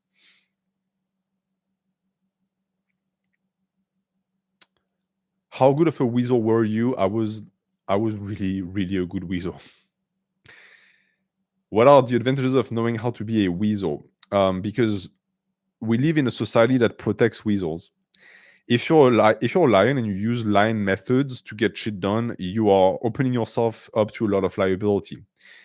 The good thing when you're a weasel is that you have plausible deniability. You can just say, "Oh, I didn't intend to do that," because you don't leave any marks. Your attempts don't leave any marks. You can always navigate your way out of that. And in a highly litigious society, that is a good way to approach existence. Matthew Damstra. How would you recommend studying something like literature without the structure of university? I really admire the way you're able to interpret stories and would like to learn to see stories like that. So what you're describing is called media literacy. Oh, you retracted your message. Never mind.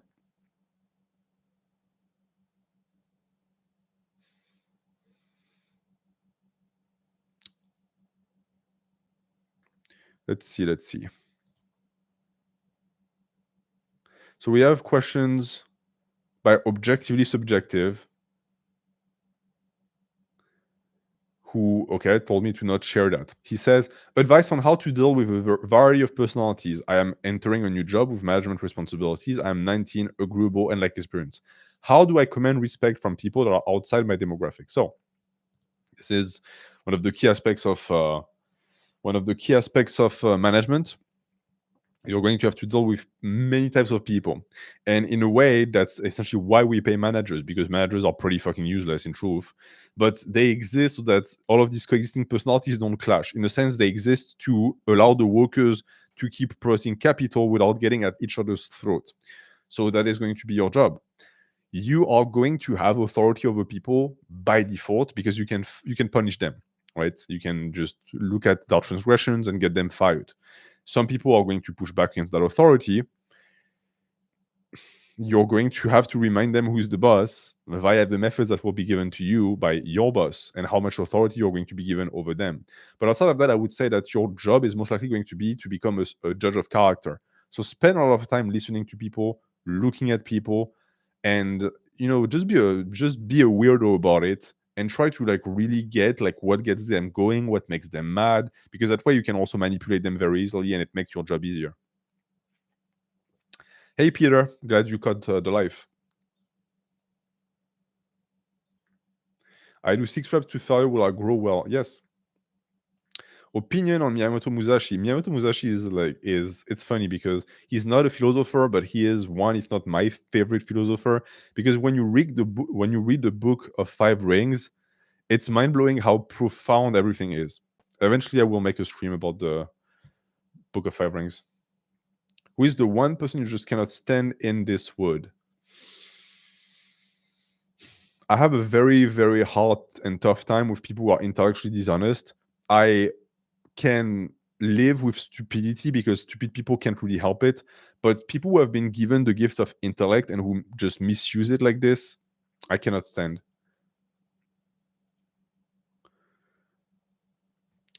I have a problem. I'm in college and work hard. Then I go to the gym, but once I come home, I get really lazy and cannot do work. Why? Because you've already worked so hard at college, so you're not managing your energy and stamina well enough. You already did like 10 videos about him. Yeah, but it's never enough. Do you think it's okay to hate people? I try not to hate some people, but it's hard. As blue pill as it sounds, I really think that hate is not a noble sentiment, and most often it's just going to lead to your own demise. There are other mechanisms that are much more effective at motivating you than hate. And I'm not saying by that you are not allowed to not tolerate certain behaviors. In French, we call this l'intransigeance, to be intransigent, which is not a word. L'intransigeance means that you have a certain code of conduct and values, and you do not like or agree with people who go against it because you see it as them hurting themselves in a sense. That is a much more conducive sentiment to nobility than hatred. Because oftentimes hatred is petty and it's cowardly. Oh, if you're talking about disdain, I don't think that's hate. Hate and disdain are very different. I think disdain is perfectly fine. Actually, disdain is a mark of the aristocracy. It's a mark of the supreme. The supreme looks down. The one that is being looked down upon cannot feel disdain because, well, he is at the bottom of the fucking barrel. So he has no one is worse than him. Of course, it's possible to be delusional and to feel disdain towards people who are better than you. Ali, how do I test a business partner's trustworthiness if I want to start a business with them? You start by giving them a small access to wealth or to power, and you see how they react to it. Most people who are not trustworthy are not geniuses. They're not going to wait for years and years to build trust before they can fuck you over. They're going to fuck you over the second they can. So once that guy does it, you know he's a bad business partner. But of course, always keep safety measures in place. Good evening with Void Walker. Who is a French historical figure you respect? I would say Vercingétorix, which some people would say wasn't French, but he was the first to unite all of the tribes that constituted France at the time and to push back against the invasion of the Romans.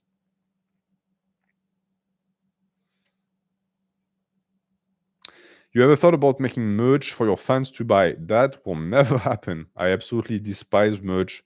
It's oftentimes just lazy bullshit that comes from China via drop shipping. And it's also really, in a sense, bad for the parasocial because you end up with people who buy the merch because they see it as an extension of yourself. That's, to me, that's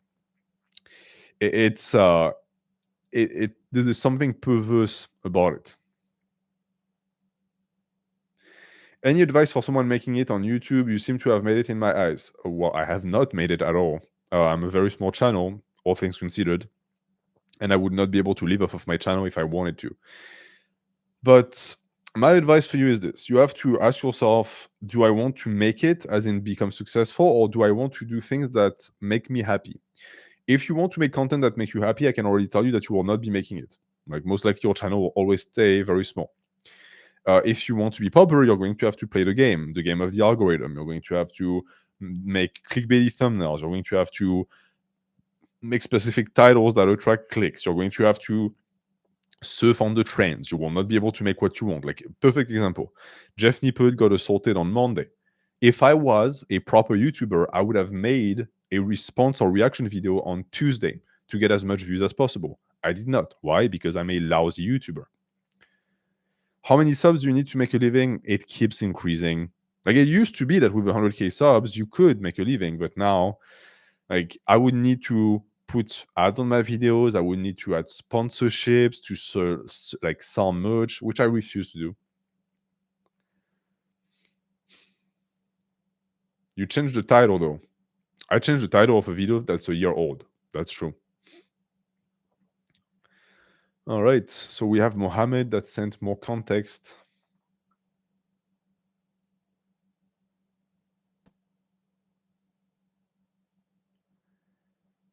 Mohammed, I did answer your question. So you can add more information if you want to, but I did answer the question.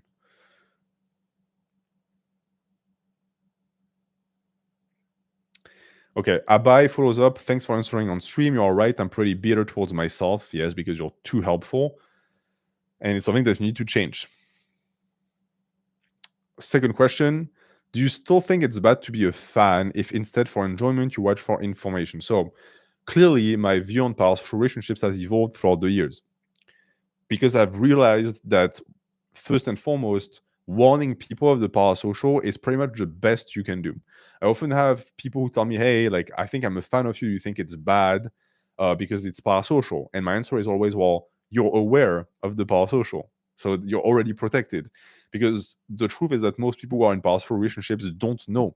They're in a powerful relationship, so they cannot protect themselves or their identity. That's the reason why I'm at a point where I am no longer as obsessed with trying to prevent it, because, and this is paradoxical, but if you become the guy who raves and rants about parasocial relationships, you reinforce the parasocial, because now people depend on you entirely for this like ability or opportunity to stay true to themselves. So in a sense, it's the paradox that is described in Dune Part 2, Dune Messiah, where Paul, by trying to liberate the Fremen, in a sense enslaves them because he becomes their Messiah. So it's sadly it's an unescapable truth that when people look up to you, they're going to have a tendency to just follow you blindly. The one thing that I can do is that I can feed you enough critical thinking skill teachings that you will not fall for that. So I'm at a point where I still recommend to not be a fan of anyone, but if you consume someone's content for information to become better and to be able to think for yourself, then I think that this is actually positive. And I, of course, will always do things to prevent myself from becoming a guru, but it's easier said than done.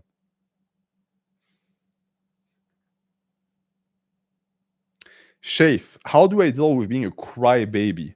I learned martial arts and beat the shit out of all of my bullies multiple times now, to the point where they now fear me, but I know that deep down I'm still a pussy. Well, here's the thing. For me, you're not a pussy because you fought back. So you can already like move on from that. A pussy is someone who doesn't do anything and allows other people to step on them. What you're describing as being a crybaby just might be a sensitive nature. And that sensitive nature is nothing wrong. There's nothing wrong with you, and you don't have to shut it away because most likely you can't. That's who you are. Just because the world and people and bullies punished you for your sensitivity does not mean that it's a bad trait. And it especially does not mean you're a pussy. If anything, it makes you special. Because most people are just nombrilistes, as we say in French, self-centered. They can only see themselves. You most likely have very strong empathic abilities. And you also have now developed the ability to defend them via strength. So you're good.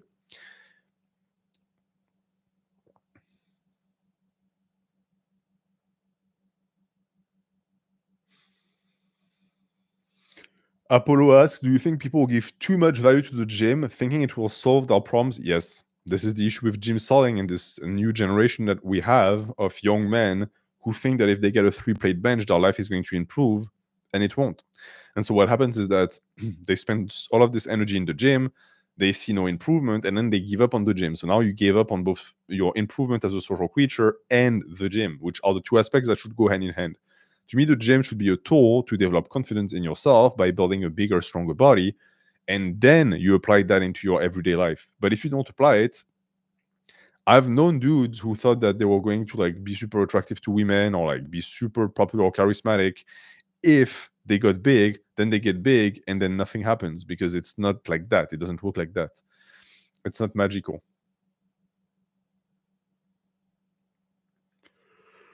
Oh boy.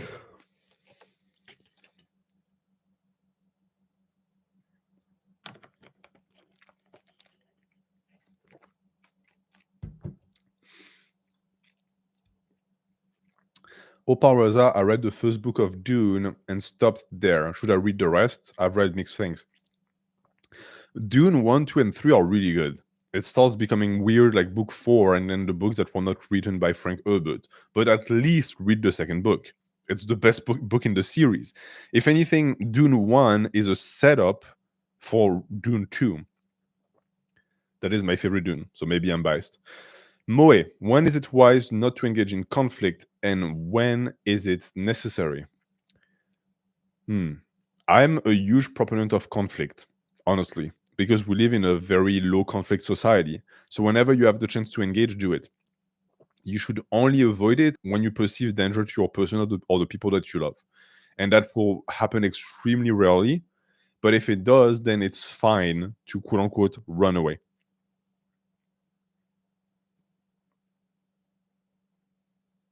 Is might always right? It depends what you mean by right.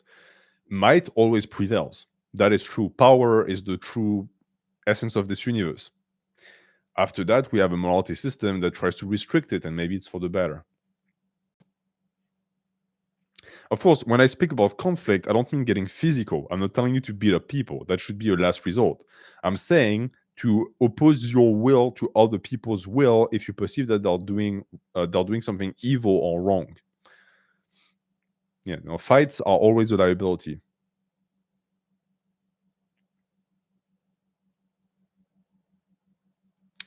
Ah oui, bah oui, hein, en même temps, c'est le stream et l'UFC, mais c'est pas les combats importants. If you're watching the UFC, the main card hasn't started yet, so you're not missing anything important. NH, opinion on biting bullies. I am 100% pro biting bullies because it's one of the methods that really gets them to understand that you don't fuck around. Ah, let's check the questions on coffee. We had Lukaku, and then we have Ben. Ben, how do you view compliments? I tend to dismiss compliments from strangers because I believe that if I wouldn't take criticism from them, I shouldn't give way to their praise either. I think that's a very advanced and very good philosophy. However, this approach can make me feel somewhat closed off to others. What is your perspective? Okay. There is the social aspect of compliments, and there is the spiritual aspect of compliments. The social aspect is someone who is kind enough to extend a nice word to you. You should always receive it with gratitude and with grace. You should always thank the person, and you know what? Flirt back a bit if it's someone that you find attractive, because maybe that's what they had in mind when they gave you that compliment. You really don't want to be the prick that says, "Oh no, I'm not actually that good looking," or whatever, because it doesn't make you look good. I know that some people think it makes them look humble. It doesn't. It makes you look like a prat. So don't do that. Do not dismiss compliments outright. And also, it makes you look weak and not confident because someone went out of their way to say, for example, "Oh, you have nice legs," and you say, "Oh no, they're not that nice." Like, you just destroyed the way they view you in their own eyes. You did that by yourself with like no justification whatsoever. And this is oftentimes, and it's not in your case as you told me, but it's oftentimes the extension of a weak sense of self-worth. That being said, from the spiritual standpoint, it is true that we, and the big we, the philosophical we, should not be moved by criticism, in that you should not allow people's critics to get you in your feelings. And there's something that Musashi says that I think is really relevant here, that you must approach training as an aspect of everyday life with your spirit unchanged. And this is a point that Musashi makes times and times again. You must keep your spirit unchanged. This goes against the emotional nature of man. This means that whenever you have control over your emotions, it is best to maintain that control. When someone gives you a compliment, it gives you a high. And if you can control that high, then in a sense, you have done the hardest thing that a man or a woman can accomplish. You have resisted the urge to rejoice and to, in a sense, indulge in a pleasurable sensation. If you can do that, you can control the wood. So that is actually a very good exercise to do. But yes, always accept compliments. Advice for battling social anxiety. You need to put yourself out there. You need to meet new people. You need to talk to random people. And if some weirdo starts to talk to you on the streets, talk to them back unless they're a crackhead. 10x. Letting someone walk on you, but being intentional about it to avoid bad situations, leaving no footprints. Is that really being a pussy? Okay, so your explanation is weird because it's like you're describing a fetish, but you say, for example, Shanks from One Piece. Very good example. Shanks in One Piece, it's actually the first chapter, so it's not a spoil, gets beat up and humiliated by a group of bandits. And he just takes it, even though he can fuck them up very easily. Why? Because he's surrounded by civilians and with a kid, and he doesn't want a battle to start because he knows that he is not in danger. So that's fine by him. But later on, the same bandits get killed by his crew because they have put the life of a kid in danger. Here you see a difference in perspective.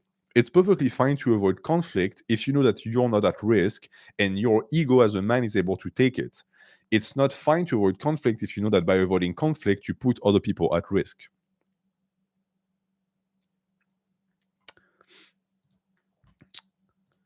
Let's see a new question by Okubo. I was watching your video on stimulant addiction and I realized I was addicted to coffee. many such cases. I'm now caffeine free for a month. However, I believe I have a much more concerning addiction to music. I cannot be intense without crazy music blaring. Any advice? I used to be the same. I used to have my playlist from start to finish of a workout. I used to be the guy, and you're going to naturally find that this applies to some of you listening. I used to be the guy that when I had to hit a PR, I had like a select song that I had to play during the PR, or else I would not hit the PR. That is bad. You become reliant on music for performance, for the production of adrenaline. This is not good in the long term because you're going to burn yourself out. What you want to do instead is, I highly recommend doing 90% of your workouts either listening to nothing, or listening to classical music, or listening to a podcast or something you're going to learn from. That way, it keeps you in a nice, controlled, what we just spoke about, unchanged spirit. Then, when you reach your top sets, and only when you reach your top sets, you can play that loud, blaring music, because now it's going to kick up your intensity a notch. That to me is much healthier. And also try to not listen to music throughout the day if possible, unless, again, it's jazz or classical music. We now have interesting studies that show that hard rock, rap, and jazz have completely different impacts on the brain, on the nervous system, etc. Can you talk about the pros and the cons of the male ego? Well, that could be a topic for the next hour. You know, what is the issue with the male ego, and what does the female ego do to make up for it? The male ego is conflict seeking, it's power seeking, it wants more for itself, it's aggressive, it creates conflict and chaos. And at the same time, it creates order because it's going to mitigate and structure around the chaos. If there is too much of chaos or order, it's not good, which is paradoxical. But right now, for example, I think that we're living in a time where there has been too much order in the past 30, 20 years, and now we're going to enter back into a cycle of chaos. It's concerning. Thoughts on disowning your own parents? If you are at the point in your life when you're about to cut contact with the people that gave you life, most likely they deserve it. So don't think twice about that. It's quite unfortunate, but I have many people in my life who have disowned a parent, and it was always for a reason that was always very justified. And these parents know it, and oftentimes they play dumb. And if you're lucky, before they die, they will wake up and realize, oh, I'm a fuck up. But don't hold your breath.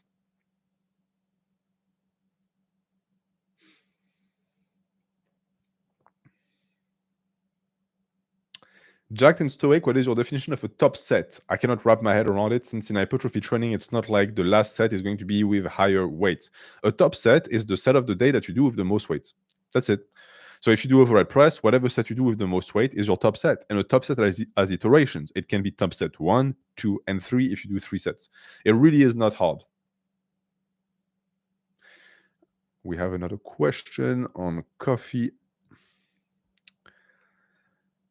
Oh, we have Humors who says, hey, I'm Italian-American woman. Wow, we have a question from a woman.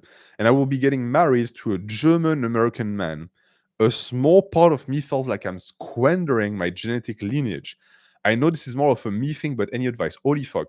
So we have a question from a woman who is clearly not politically correct because they feel like they're squandering their genetic lineage. How do I navigate this without the channel being taken down? Now let's think. Okay. First and foremost, you're marrying a German-American man. Do you have any preconceived notions against German-American people? Do you have any problems associated with their culture or their genetics? I personally think that there is nothing to worry about. You might end up with a kid that is going to be very, strict and regimented and very upset if the train does not show up on time. That's a possibility that I would be afraid of. But outside of that, if I'm thinking a child born of 2 European parents who is going to most likely be good looking, mixing German blood and Italian blood, I think is not a bad idea. Because you're going to get all of the fire and passion of the Italian side and, all of the good sides that Italian women tend to have. I'm not going to get into too much details. But then you also get the tall size of the German side So your kid won't be 5'5", and maybe they'll be blonde and with blue eyes. So I don't think that there is anything to be afraid of here. I think that, and we're getting deep into that, I think that it says more about your potential anxiety surrounding the marriage that you're thinking about things like this. I would also question the people that surround you. Are you surrounded with people who tell you that marrying a German is a bad idea?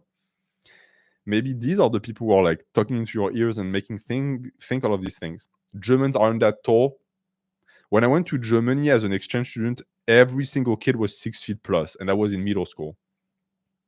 So I wouldn't know about that.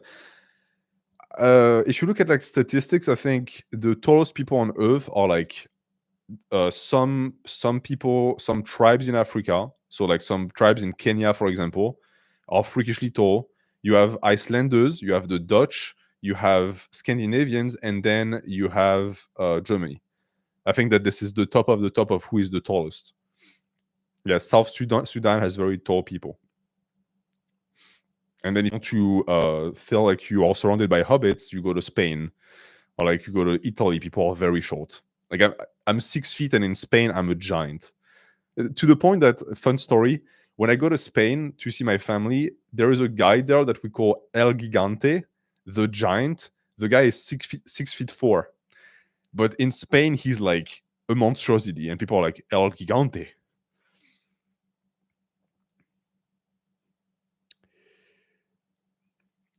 10 colors. NH, how to reconnect with old friends that you haven't had contact with for a long time. I have a lot of friends from school, but don't know how to start conversations. Well, first and foremost, unfortunately, if they haven't reached out to you and you're reaching out first, either they're exactly like you or they don't give a fuck about you. That's the truth of the matter. And losing friends as you age is the natural part of aging, sadly. But if you want to reach out and see if you can reconnect. Sorry. Samoans are freakishly tall and wide, more wide. And they're so wide that they look short, but they're not actually short. Yeah, they're actually pretty big. Just yesterday, I was watching Baki, and Baki's grandpa Yuichiro is Samoan. Like just from his build, you can tell.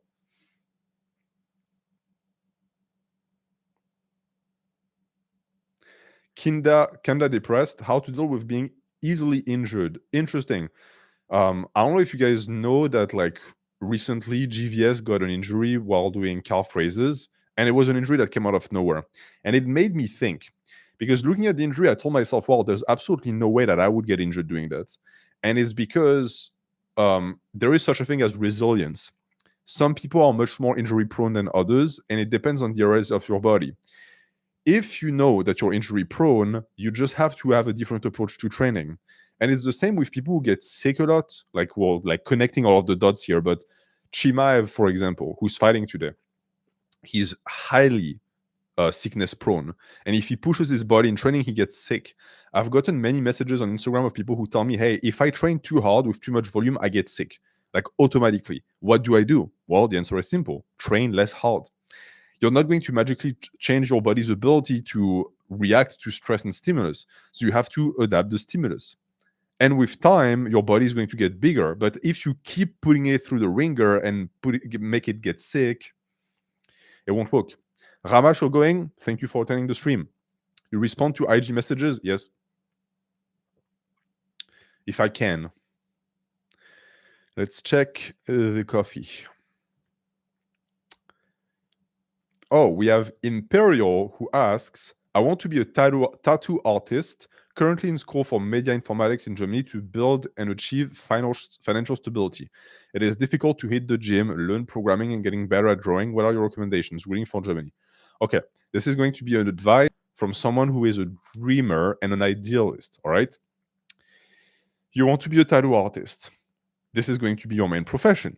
This is what is going to be your main source of income. Why are you pursuing an informatics degree? For financial stability, but financial stability will only be achieved if you work as a programmer. You're not going to work as a programmer and then tattoo on the side. I can tell you that. It's not going to happen. So you are clearly pursuing two different things that are not reconcilable. If you truly want to be a tattoo artist, this is what you have to do. I understand that this is risky because it is not as stable as a career in programming, but ask yourself also this: do you even want a career in programming? Are you going to be happy and fulfilled by this? Or do you want to tattoo? If you want to tattoo, you will find a way to make it profitable. That is what I would do in your situation.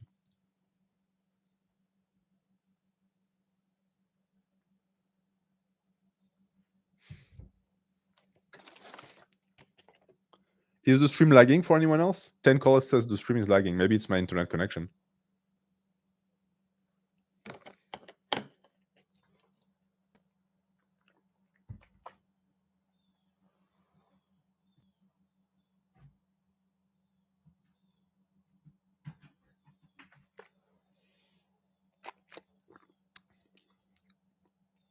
Yeah, it was. I didn't even notice it, to be honest.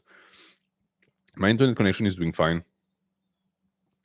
Ruby and Blow. My only real dream is wife, home, and family, but that's all kind of dependent on another person. Any advice on how to get an independent dream? Well, if you want a wife, a home, and a family, that is going to take things. It's going to take qualities. One, be a good man. If you want a woman to select you, you say it depends on someone else. It really doesn't. This is like saying that putting the bait in the lake depends on the fish biting the bait. It doesn't. The fish will bite the bait if the bait is proper. You are the bait, my friend. So your dream should be to develop a bait that is going to get a good fish, a good looking fish to start a family with. So that's one. Two, you want a family. Okay, great. You're going to have to be a dad. That takes qualities. So you're going to have to develop that. That is a dream, right? Being a good dad is probably the best and the most worthy dream a man can have. And then you want a family, you're going to have financial stability. That's not a dream.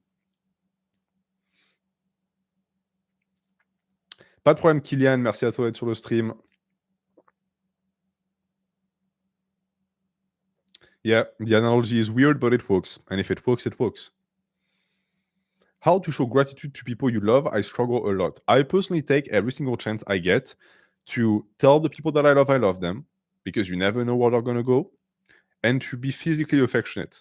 And maybe this is just like the fact that I'm Mediterranean, but in my family, we kiss each other, we hug each other, like we touch each other as much as we can. Do that. Expand your affection for others. Why keep it inside? You know, it's like, think back at how many times in your life you were feeling bad and someone just touched your shoulder or gave you a hug, how much better it made you feel. Do that to others. Mathias Duran. NH, comment vous autorégulez-vous pour vous concentrer sur votre travail ou vos études? Advice on autoregulation to focus on study and work. For me, I need a calm environment, if possible with classical music, and I need to just sit down and work. If I wait for the perfect opportunity, it never happens. So you just have to sit down and just start typing, start working. Even if it's not structured, it doesn't matter. Just get momentum going. Momentum is huge. Have you ever thought about getting a tattoo? No. I'm way too fecal for tattoos. I would get bored of a tattoo.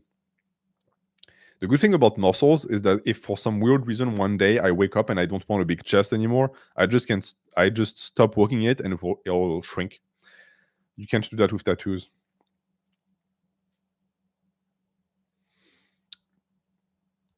Okay, let's check the private messages on Coffee. And let's say we have like another 30 minutes for our questions on Coffee, and then we'll call it a day.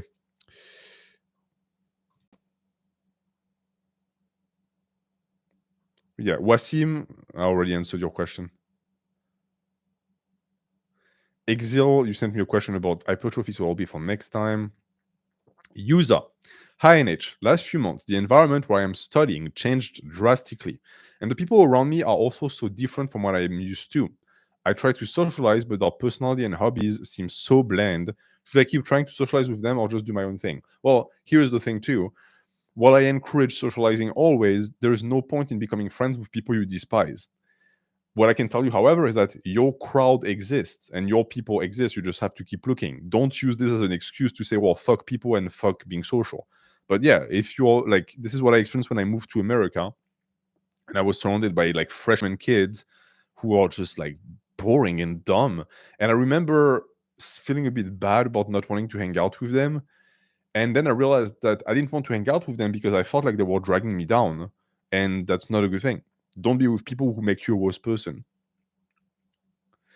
We have Zdenekus, who asks, how do I find partner when every girl that I find attractive is already taken? By the way, my only way of socializing is the gym.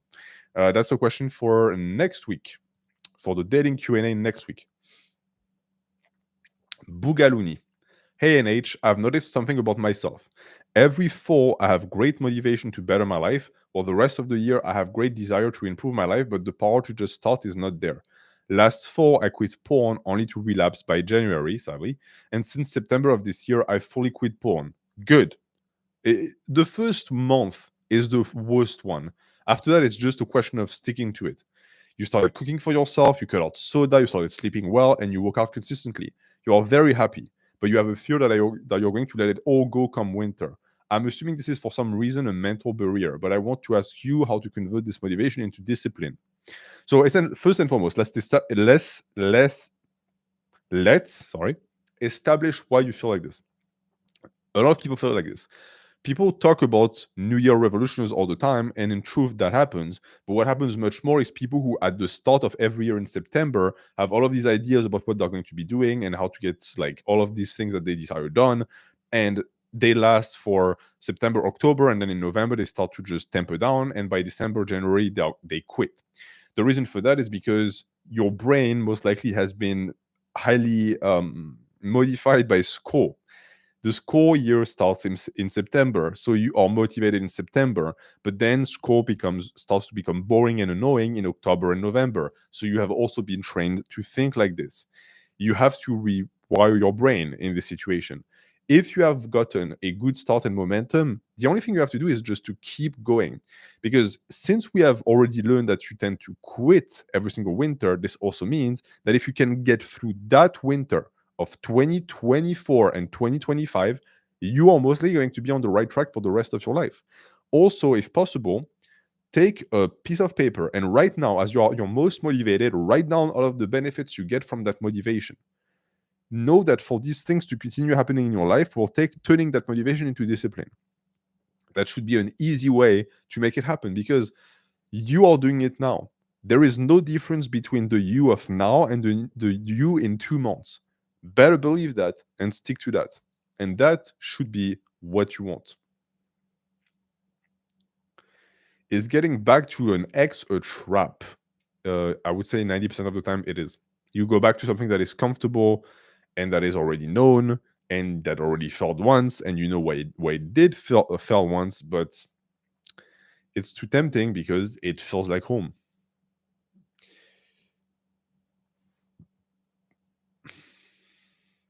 If she's the one who broke up and she wants to get back, she better give you a good excuse. And if the excuse involves needing time for herself, or she needed a break, or she wanted to see someone else, say no. The only excuse would be if she lost someone in her family, or she needed time to like grieve or something like that. All right.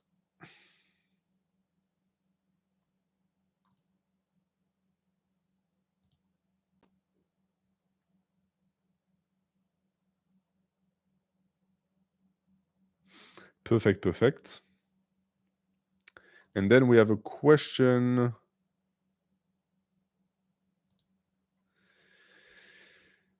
We have a question from Austin Blade Atkins that asks, another question for you along the lines of Nietzsche.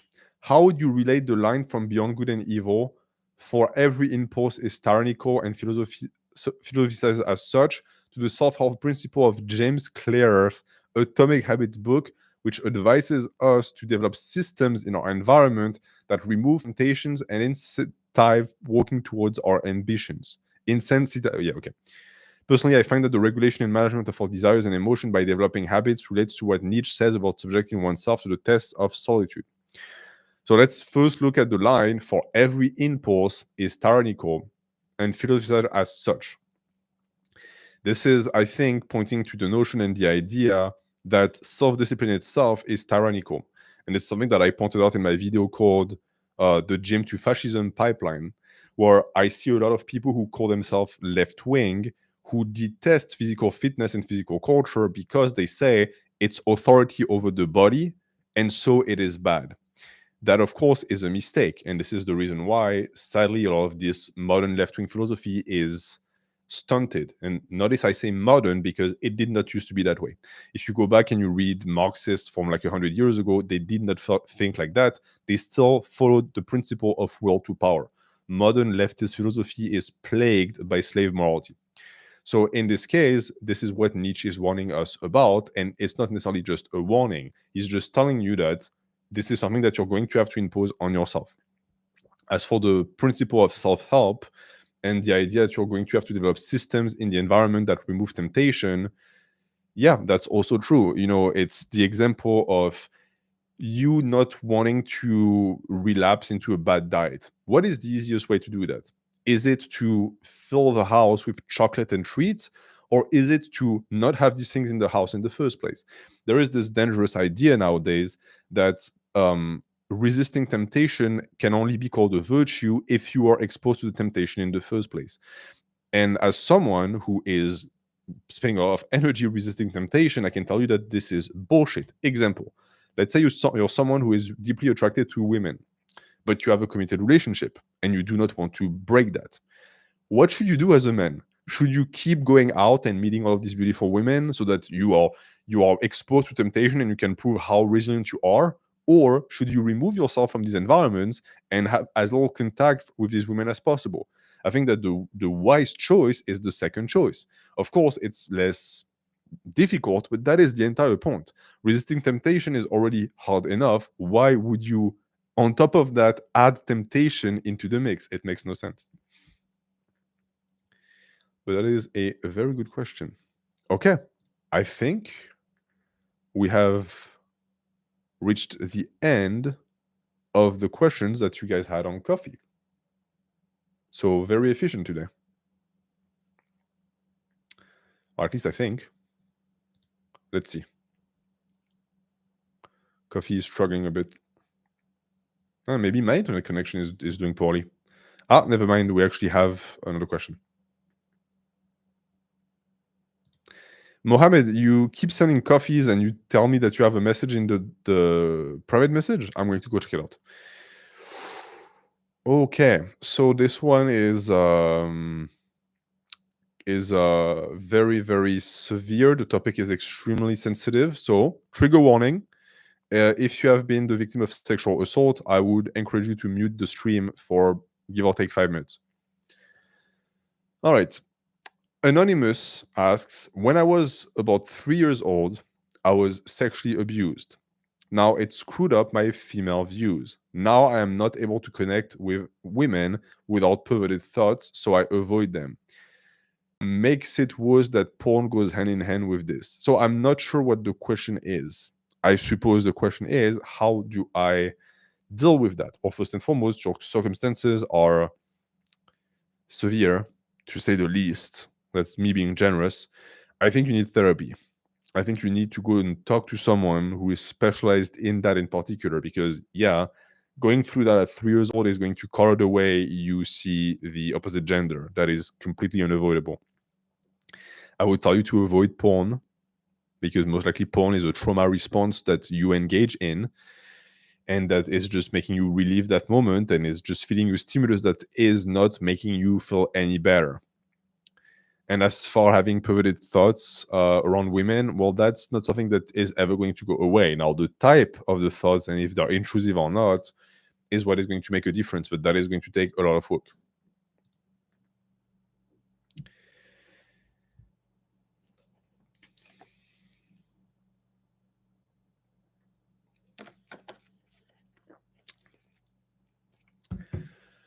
Oh. We have Veggie who asks, how to not come off as overly sweet or submissive in the beginning of a relationship? Well, you're fighting against your own nature. I suppose that you're someone who's very, very sweet in everyday life, and you are low confrontation, and you're a people pleaser. You like to please people. But that's dangerous, especially if you're a woman. I don't know if you're a woman, because if you're with someone who has a tendency to test and push boundaries, well, you've given that person the keys to your house, in a sense. And so what I would tell you to do is at the start to not necessarily put up a front, but to be a little bit more reserved. Don't give your heart too quickly. If the person gains your trust after months and months and you see that they're trustworthy, then you can lean into your natural inclinations. It could also very well be that this sweetness and kindness of yours is a defense mechanism that you've developed because you grew up in a house where it was the only way for you to get attention, or it was the only way for you to get affection from your parents. You had to be the perfect child. That is something that you also need to work on. No one needs to be perfect to be worthy of love.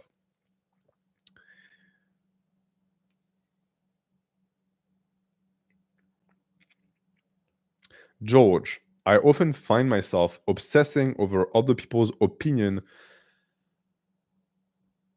and I always feel like people criticize me behind my back or gossip about me negatively. How do I overcome this? All right.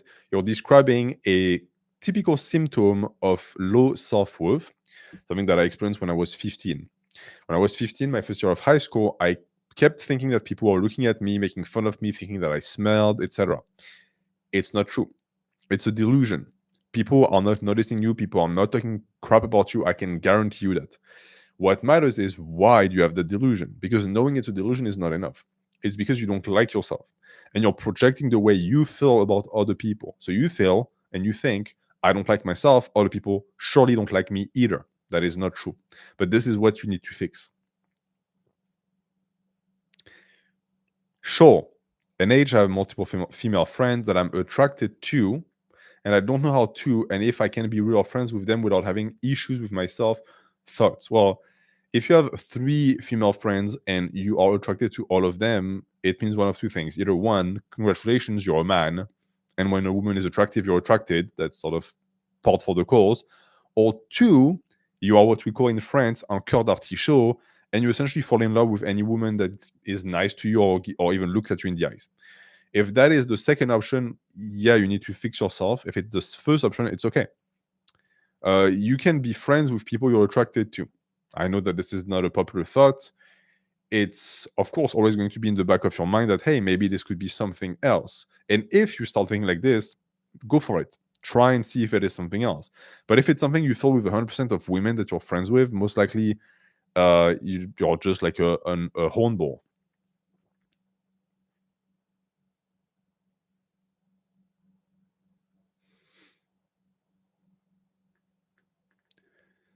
What is the what is the worst relationship you've ever witnessed? Male victim point of view. Well, that's more for the day in Q&A, right? I think you should write it down because that would be great for next week. Mini Yati, what's your thoughts on consuming entertainment NH? I think entertainment is fine. Just don't delude yourself, like a lot of people do, where they consume what is called edutainment, which is education that wears the disguise of entertainment, and in reality is just entertainment. There is a time and space to let your brain just wander away, but if it's 20 hours a day, it's way too much.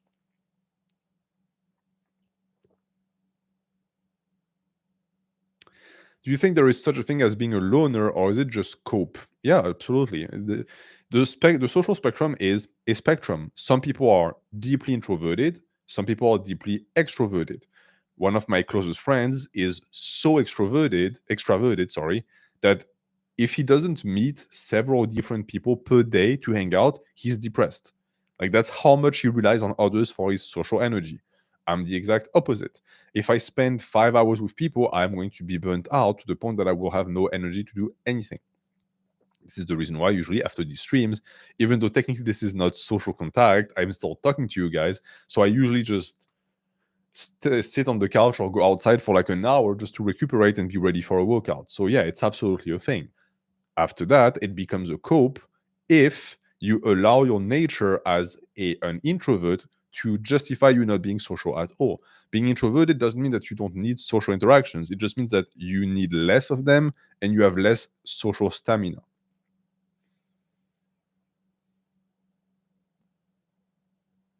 Yeah.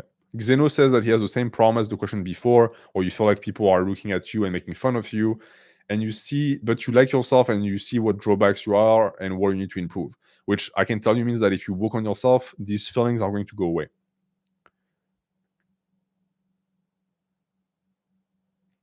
Veggie again, the thoughts of death keeps pushing me over the limit to the point I am obsessing over every detail and rushing everything in life regardless of physical and mental health, which is paradoxical because that behavior is getting you closer to death. By being so afraid of death and living your life and like burning the candle at both ends, you're getting closer to it at an exponentially faster rate. So I would tell you to take a break and to like really observe the consequences of your behavior.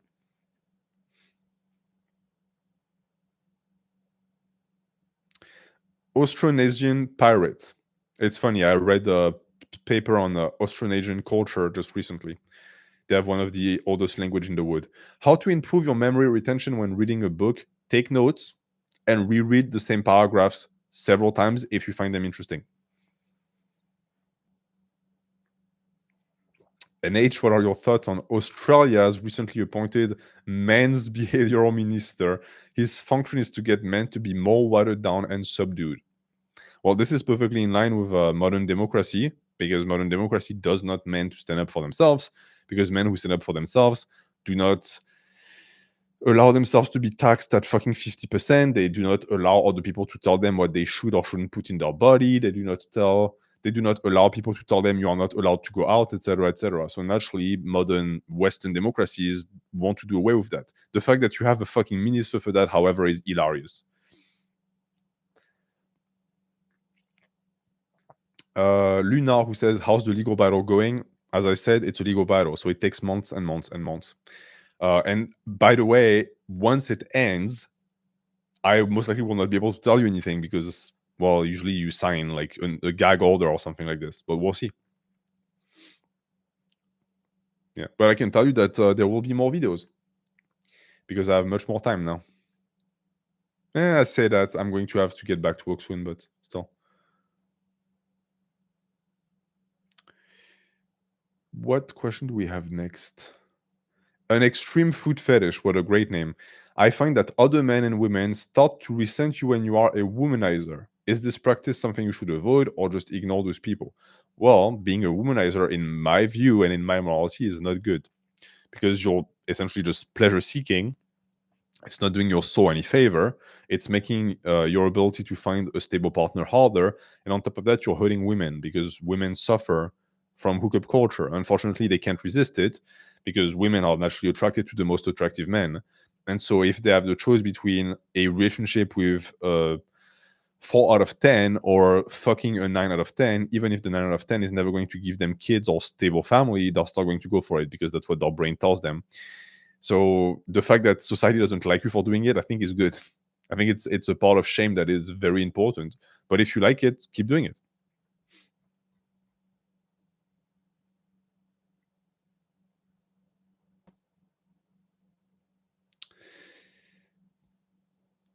Isn't that removing agency from women? You make a very good point. And that is sort of a big issue of modern feminism where unfortunately modern feminism doesn't realize that it's a new morality. So for example, if you say women should not be in the kitchen, women should not have kids, they should not be married to men because it enslaves them, okay, great, but now you're removing agency from these women because what if some women want that? And the answer is, well, it's internalized misogyny. They have bought into their own oppression, okay, but still you're still projecting the way you feel they should live on them, and that is removing their agency. Another great example, people who are sex workers, women who make money off of their body.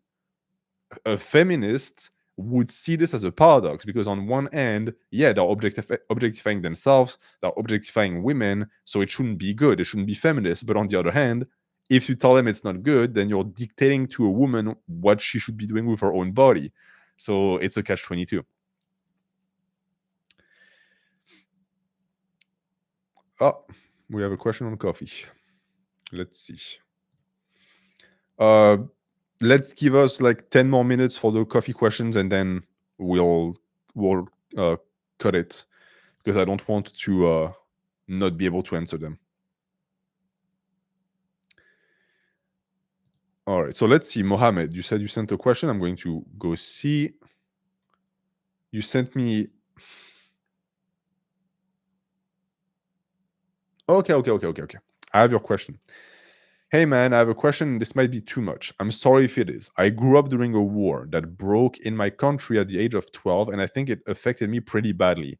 I've been living away from all of that for 7 years, but I still think the trauma from the past affects me. And yes, I worked on myself a lot and I was able to beat my depression. But sometimes when I'm feeling happy or normal, I remember things from my past and I feel not normal. I don't know how to describe it, but I just feel like I can never feel normal again and just enjoy my life. Thanks, Habibi. Well, what you just described is called PTSD. So what you need is therapy, or you need to go see someone who is a PTSD specialist, because we have developed treatments for PTSD. PTSD is not a weakness. It's not something that you just have to move past.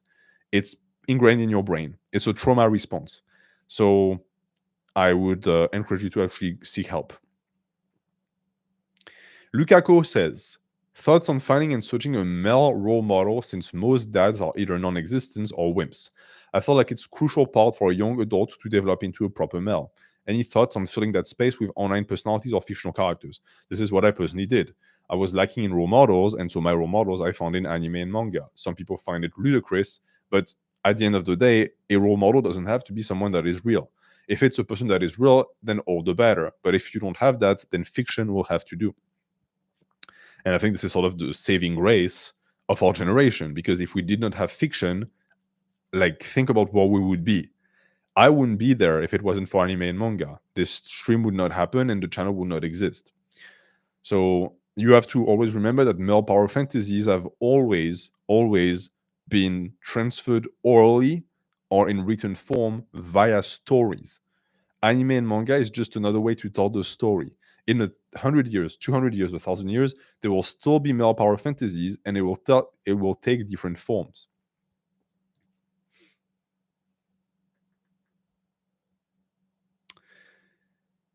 Okay, we have Thorben who asks, do you have any methods to organize your thoughts? I oftentimes feel very confused and I jumped from thoughts to thoughts. What do you think about meditation for this purpose? Let me see if I can grab it.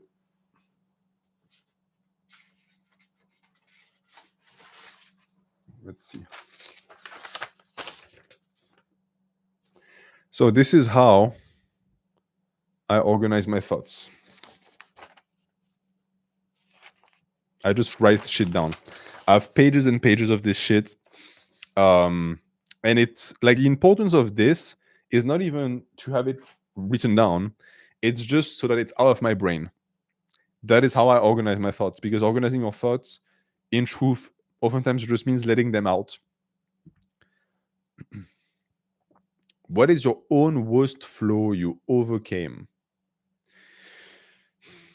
My lack of flexibility. I think I spoke about that in the past.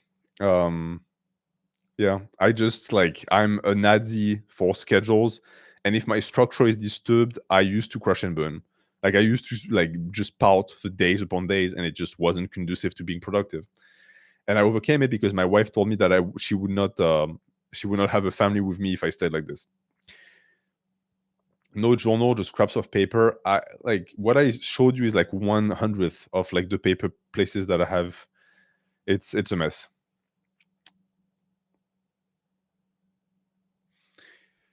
New question on coffee, you say. Hey, I feel like I may have ADHD. I think I have a lot of symptoms like being easily distracted, difficulty concentrating, and not keeping a schedule with anything, including sleep. Do you think I should get this diagnosed? Yes. Yes, and understand that I understand that you don't want to be reliant on drugs, but there are plenty of therapists who instead use other methods, because things like ADHD, things like OCD, things like autism to some degree, autism cannot be cured with medication anyways. The best way to approach them first and foremost is with a proper routine, because your brain works a certain way and you have been working against it your entire life. You will never be able to rewire your brain unless you take drugs, but you can rewire the way you approach your life and work with your brain. So instead of your brain being your enemy, it's going to become your ally. Okay.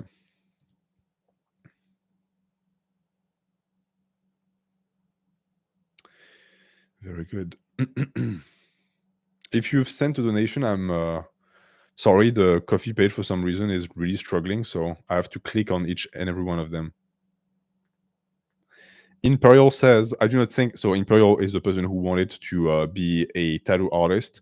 I do not think I can handle working as a tattoo artist at the moment. I worked as one before, but it was very unstable. Yes, unfortunately, unless you're like a really good artist and well known. So I thought of getting a degree first, drawing on the side and trying later again. I felt like giving up, even though I think I have the potential. Here's what I would tell you to do. If you're dead set on doing that degree and then tattoo on the side, make sure that you start an Instagram page, or make sure you start like a website or somewhere where you can showcase your tattoos. God, even a TikTok, if it's what it takes. Because most tattoo artists that I know that got very popular in the past 15 years got popular off of social media. People saw their pieces, wanted the same or something in the similar style, and they got a lot of clients like this. And once you get the ball rolling, then you're good. You're going to just have a constant influx of clients. But you need to build that. So since you're going to go through that long route anyways, might as well start now.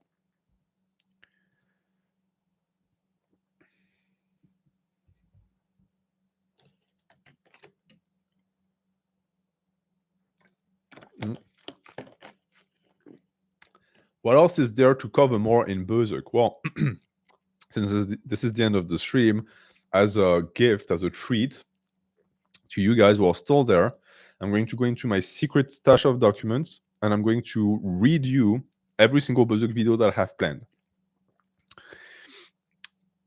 Let's see. So, for Berserk, we have The Psychology of Evil / All Humans Must Die, which is an essay video on Shinobu from Yu Yu Hakusho, Suguru from Jujutsu Kaisen, and Berserk. A video called Ugly People Cannot Be Trusted, an essay on lookism and physiognomy in Berserk. Because I don't know if you've noticed, but the author loves to portray people who are evil as ugly as sin, but at the same time, he throws a curveball with Griffith. I have a video called Violence Against Women When Men Go Berserk. It's an essay on misogyny in the story of Miura. I might change the title and just call it Berserk, a feminist story or something like this. One that I really want to make, There Is No Paradise for You to Escape To, an essay on existentialism in Berserk. It's going to be about the Lost Children arc. A video called All My Homies Hate Priests, an essay on religion and satanism in Berserk. So it's talking about the religion symbolism in Berserk. Life Has No Meaning Unless You Give It One, an essay on nihilism in Berserk. There are so many. Like, this is maybe 30%. I'm going to keep the rest secret. But yeah, that's a little view of what you will eventually get if I find the time. I have enough ideas for videos until 2030. It's just a matter of finding the time. And as always, I thank everyone who is supporting on Coffee and who is pledging every single month, because you're making it possible. I know it's, I mean, at the end of the day, I want to be transparent with you guys. It's a financial reality that the more money I make on Coffee, the more time I have, because the less I have to work. And so the more time I have for YouTube, which is why a lot of the last months have been me not being active at all, because unfortunately, a lot of people have dropped their memberships, which I understand, because I'm not active. So you see how it's a vicious circle? Like, less donations, less time to make YouTube videos, more people drop, less donations, less time for videos. This is why I'm trying to work on the plan to be able to like get time regardless of what happens on Coffee. Just run ads. I can't. It's against my principles. Ads, sponsorships, I don't want that. So if donations don't work, they don't work. It's fine.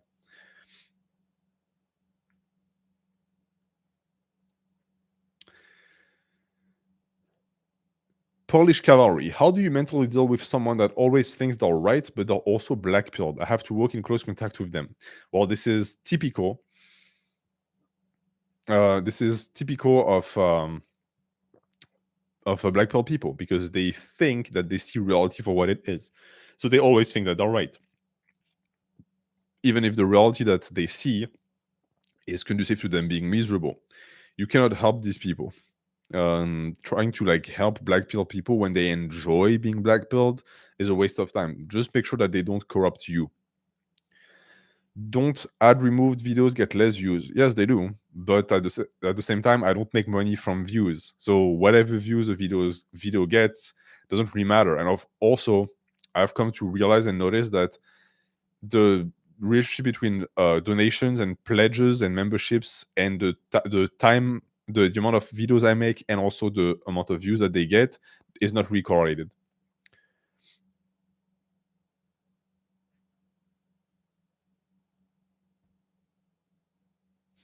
Where to watch the original Berserk? I think it's on YouTube. NH, are you a gamer? No, I've quit video games more than 10 years ago. B-Man, how to deal with imposter syndrome? When I'm with others, I glance at myself and hate others, but I feel self-hate when I'm alone. That's not imposter syndrome that you're describing. That's something else.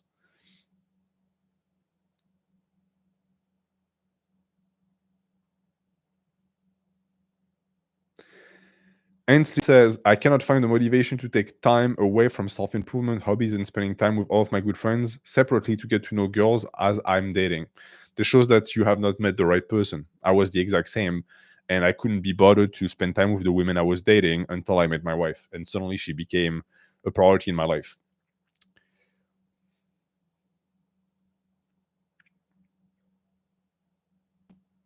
How to overcome the Caesar or nothing mindset? Well, the Caesar or nothing mindset is something that Kierkegaard describes. And essentially, the type of people who feel like this are people who tend to be always stuck in their ideas and they're not in the world of actions. And it's very easy to think like this when you're like that, to think, I will only accept to work hard if the outcome is perfect, if the circumstances are perfect. And the truth is that it will never happen, so you will never work. A spirit that is more motivated by action, regardless of the outcome, is one that defeats the spirit of Caesar or nothing. Favorite movie of all time? Spirited Away, I think. I think I watched that movie 50 times. Will you eventually make a video on Lord of the Rings? You said it's one of your favorite books. Yeah, I will make a video on the philosophy of Lord of the Rings if I have the time. Will you ever compete in the future or get shredded? If I ever run into a time in my life where I have little time for the gym and I have little time to like stick to a bulk, then yes, because I think it's the perfect time to start to cut. Because you'll cut anyways, like you're going to lose weight anyways.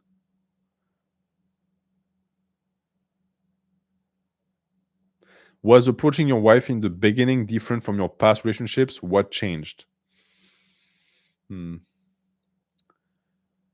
Well, in my situation, first off, it's my wife who went after me, and it's my wife who pursued me.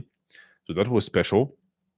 And then the way the relationship unfolded was also much more based on emotions and time spent together just like talking, which was weird to me because I know it sounds sexist, but shit, the majority of women I dated, talking to them was like going to the dentist.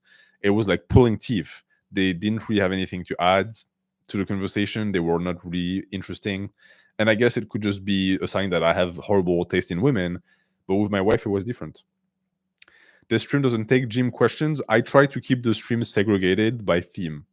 So no, the stream for the gym was last week.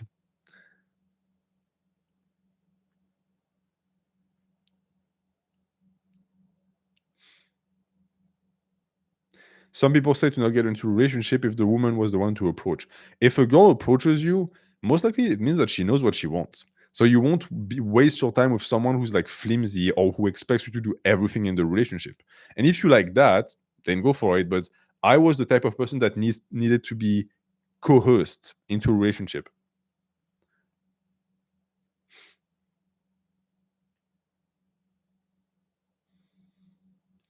Opinion on women with a princess complex. The princess complex in women is created by men. It's oftentimes women who are spoiled by daddy and then spoiled by every single man in their life, oftentimes because they're pretty. So since dudes want to fuck them, they give them whatever that they want. and this completely rots the woman because now it's the only way she accepts to be treated. And if a man treats them like an equal, they freak out. If you want a princess and someone you're going to have to take care of for the rest of your life, go for these women. If not, don't. Yeah, and the women asking out, how many men complain they're never asked out or they always have to make the first step? All right, now you have women who make the first step and you also complain. You have to pick and choose.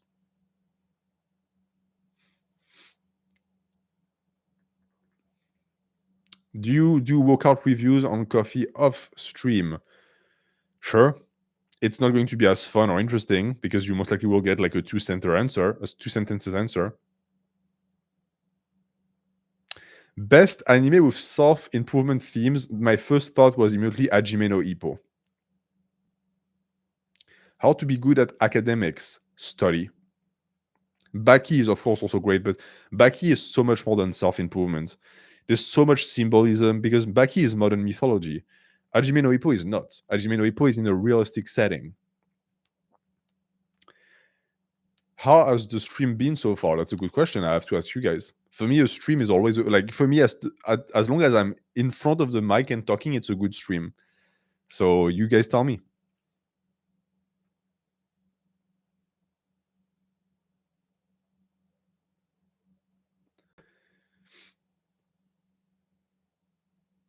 Baki makes me feel bad about my non-perfect teeth. It's okay, I have fucked up teeth as well. By the way, talking about teeth, you guys still haven't managed to tell me where the other scar is on my face.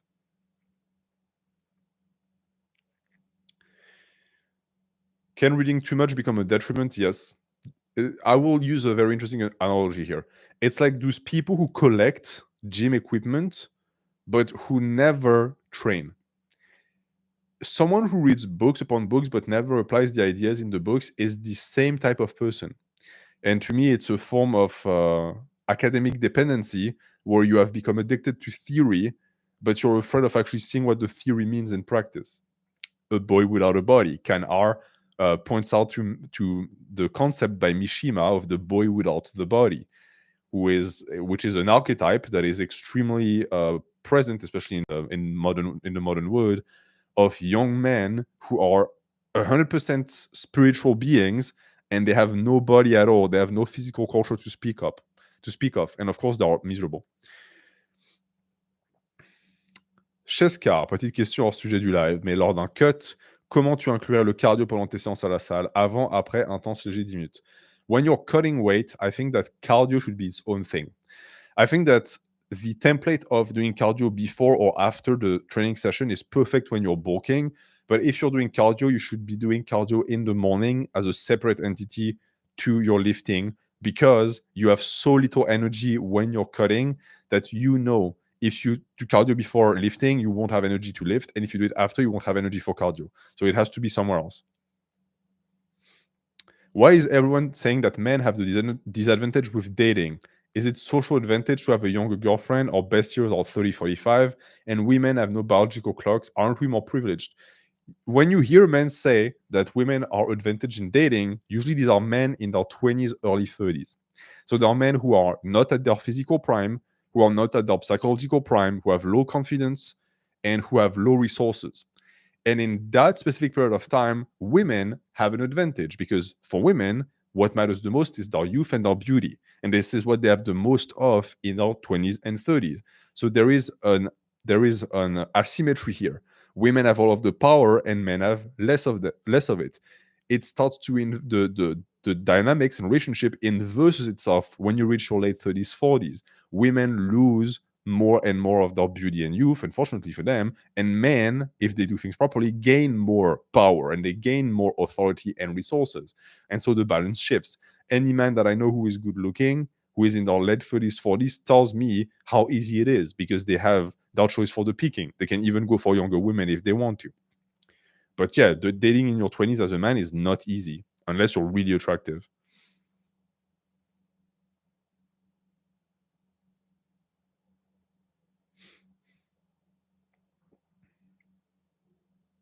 90% of men become super cringe in their 40s though. Yeah, and unfortunately that is quite sad to see that In their physical prime, most modern men look the worst they will ever look in their life.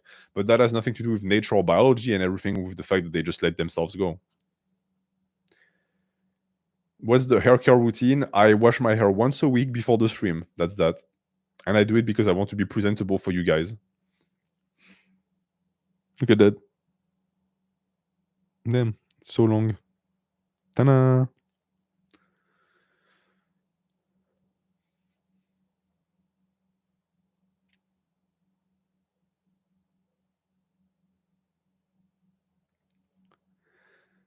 Well, the saying "men age like fine wine" is not a meme though, because it's in our biology. You like biologically speaking, as a man, you peak when you're in your 40s. I know that steroid culture has fucked that up, and people now think that you peak in your 20s, but you don't. If you stay natural, you will be your biggest and strongest in your 40s.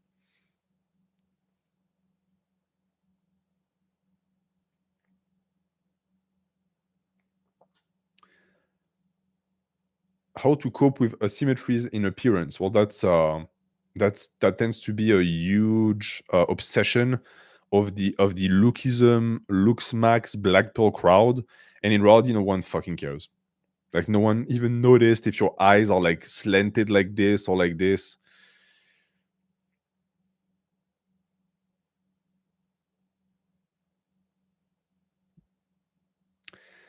Veggie, but isn't finding a girl younger than you harder than already picking one of uni, even though you're picking later in life? It depends on your environment, how where you live. Bonjour Oa, tu arrives à la fin du stream malheureusement pour toi. But if you come here at the end of the stream, you will get to watch the replay of the stream.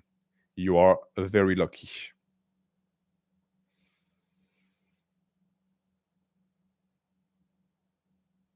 Okay, perfect. So we are done with the coffee questions for the day. Excellent. And we have 15 minutes just to chat and be relaxed.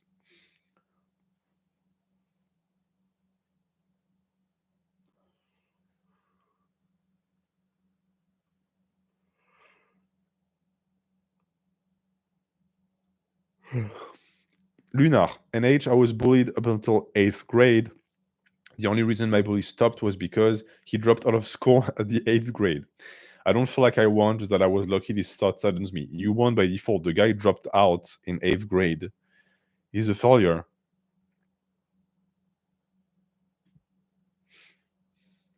Is the chat on slow mode? Nope. There was no need for slow mode today because people didn't spam. NH ever considered learning Olympic weightlifting for the athletic benefits? No, because it takes way too much time and technical points, and I just don't have that. Hypertrophy takes all of my time. Is this live going to be on the main channel or some secondary one? Every single live is re-uploaded on this channel. You just have to go into the channel and click on live. Have you read Slam Dunk? Yes, it's really good. Very old school, but really good, even if you don't like basketball.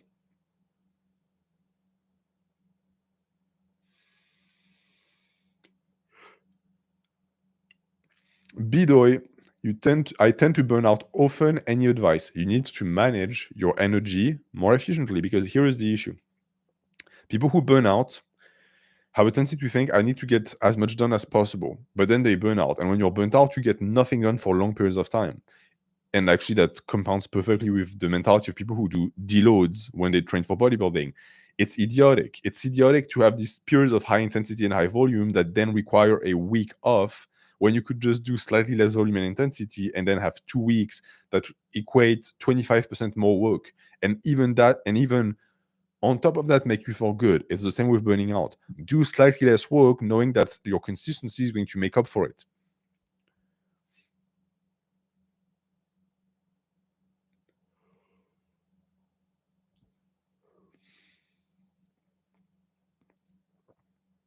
Okay. Yes. If you have the choice between sleeping or watching the stream, the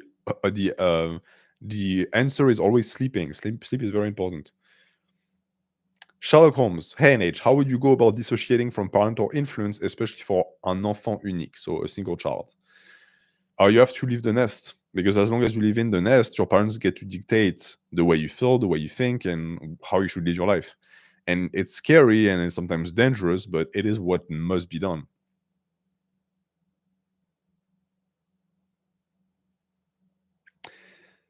Christopher Kaltsas, you've done videos about Musashi. We'll do a video on Vagabond, though. Yeah, I have at least one video planned on Vagabond. I just need to reread it and then take screenshots and everything.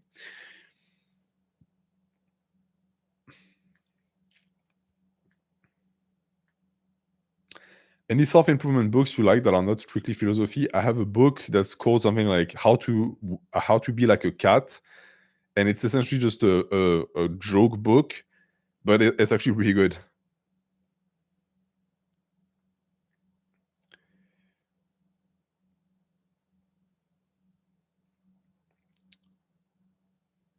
Looking forward to the Berserk videos. Me too.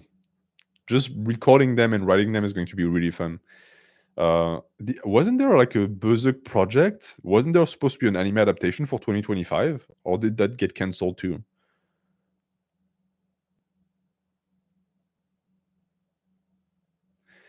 Carole Clément. I see philosophy, that's a French name if I've ever seen one. I see philosophy, social emotional learning, and spirituality as similar parallel paths leading towards self improvement. Do you see one of these paths as superior, or do you balance these approaches? I think that you have a very good and interesting and intelligent approach. People think of spirituality and they think religion. That's not true. Philosophy is spirituality. Social and emotional learning is spirituality. So I don't place one above the other because I think it's dangerous. Because if you place philosophy above emotional learning, you place logic above emotions. And that's a mistake. Because logic exists to regulate emotions, it's not there to suppress it or oppress it.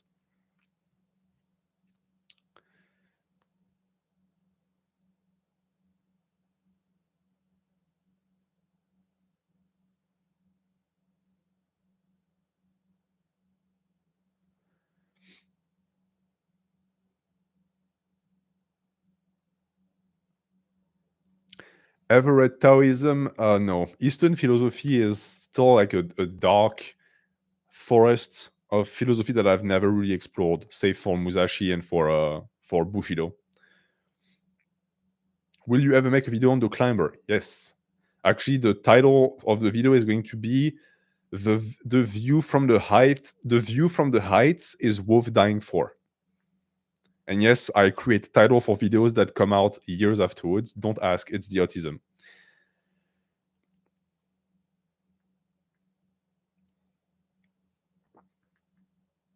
How do you deal with shit weather without getting depressed? Two things. You get yourself one of these sun machines that like imitate the rays of the sun. Two, every single time there is sun, you go out and you bask in the sun.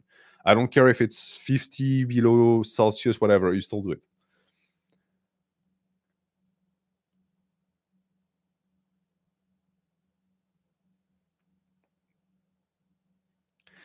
Apparently, we have another question on coffee that I did not see. But you're talking about Young, so we're going to keep that for the Young stream if you don't mind, my friend, because well, the population that watches the Young stream is specific. Some would say there is no such thing as Eastern philosophy. Go tell that to the Chinese. Opinion on anime versus film series? Well, I'm an anime guy, so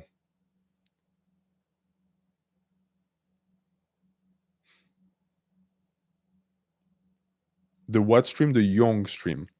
I There is the Educated Barbarian stream, which is a philosophy stream that happens every month, and I'm most likely going to bump the frequency in the next 2 weeks, and I'm going to let you know via community post. But we're going to do many more philosophy streams, and we're going to cover Jung. We start with Carl Jung, the psychologist. Sorry, the analytical psychologist. He wanted to be called that. What's the theme of the next stream? The next stream is going to be next Saturday. Is going to be a dating Q&A.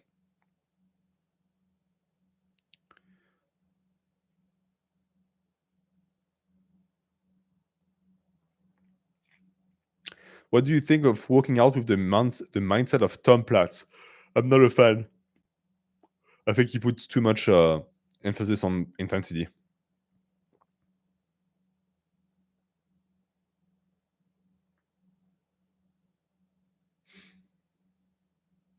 Any good tips on reviving personal self-esteem, or just do I love myself 100 times each day?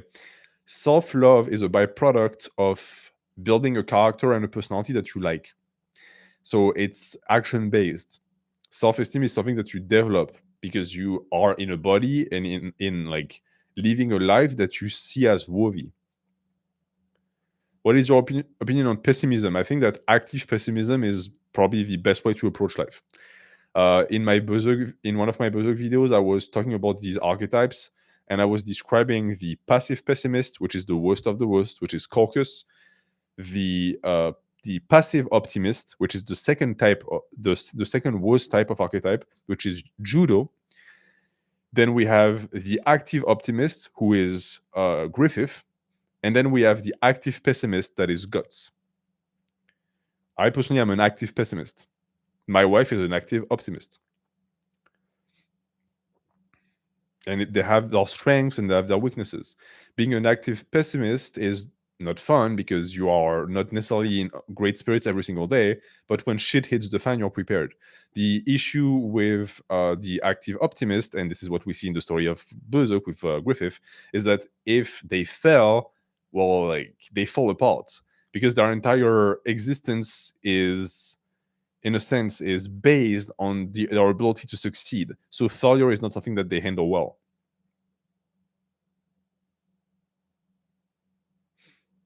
But and this is not to be edgy, but Griffith, as a personality and as a person, was not a bad person. His circumstances led to him doing something horrible. Actually, that is also a video I'm going to make about Berserk. Which video is that? It's a video called "You Are the Hero of Your Own Story."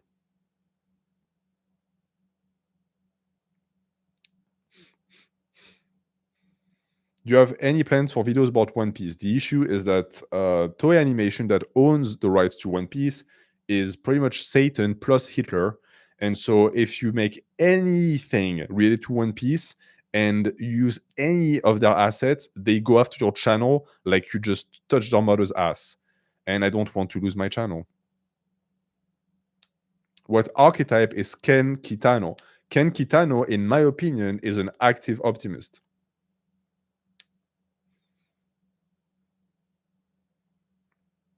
And I will also, because I'm pressuring the question, I will make videos on Sunken Rock. At least one video. See, you say that Griffith was manipulative from the start, but I don't think that. I think he played himself.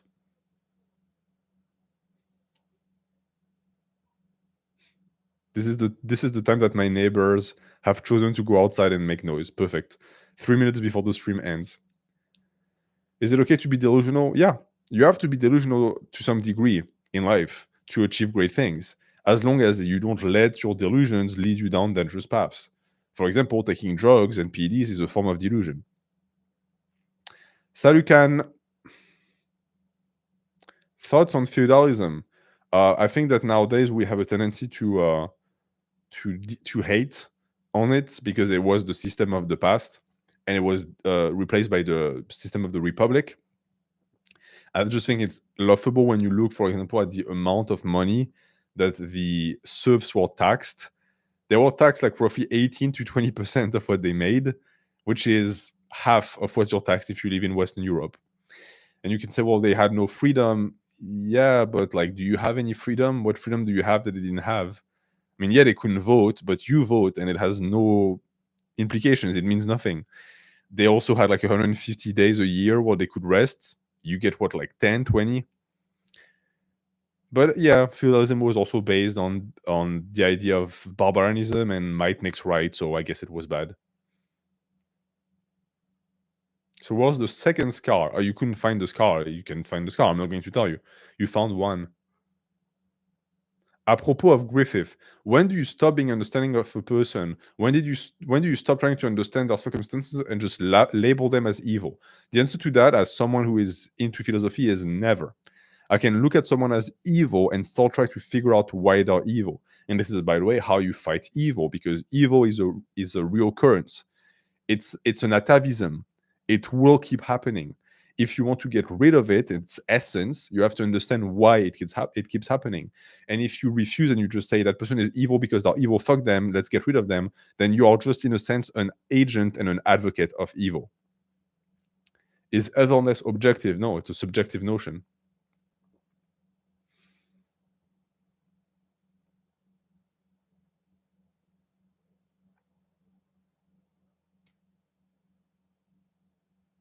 Le réfractaire mérovingien avec un propos tout à fait réactionnaire que je ne cautionne pas du tout. Is morality objective? No. Morality by name is subjective. How to deal with escapism? Try to figure out what you're trying to escape from and then face it. And that is going to end the stream.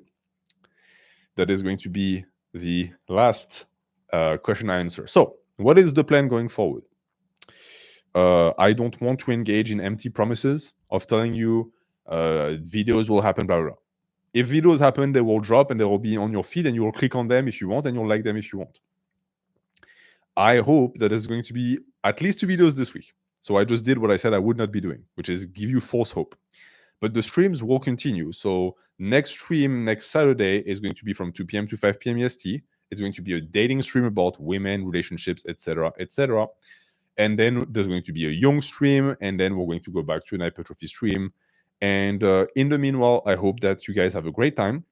I hope this stream was useful if you ask questions and that the answers helped you. I hope you stick to training. Just because it's getting cold does not mean that we get to skip. And you stay true to your values. That might be the most important thing. If I learned one thing from my current situation, which is, yes, extremely stressful, is that at least I can keep my head up high because I'm fighting for what I know is right. If you want to support the channel, as always, or maybe you're already supporting the channel, in that case, I thank you very much. You have the coffee page, or you can pledge, and that is going to be that. This stream is going to be re-uploaded immediately on the channel if you missed the start. Merci beaucoup de m'avoir regardé. Je vous fais des gros bisous. À la semaine prochaine.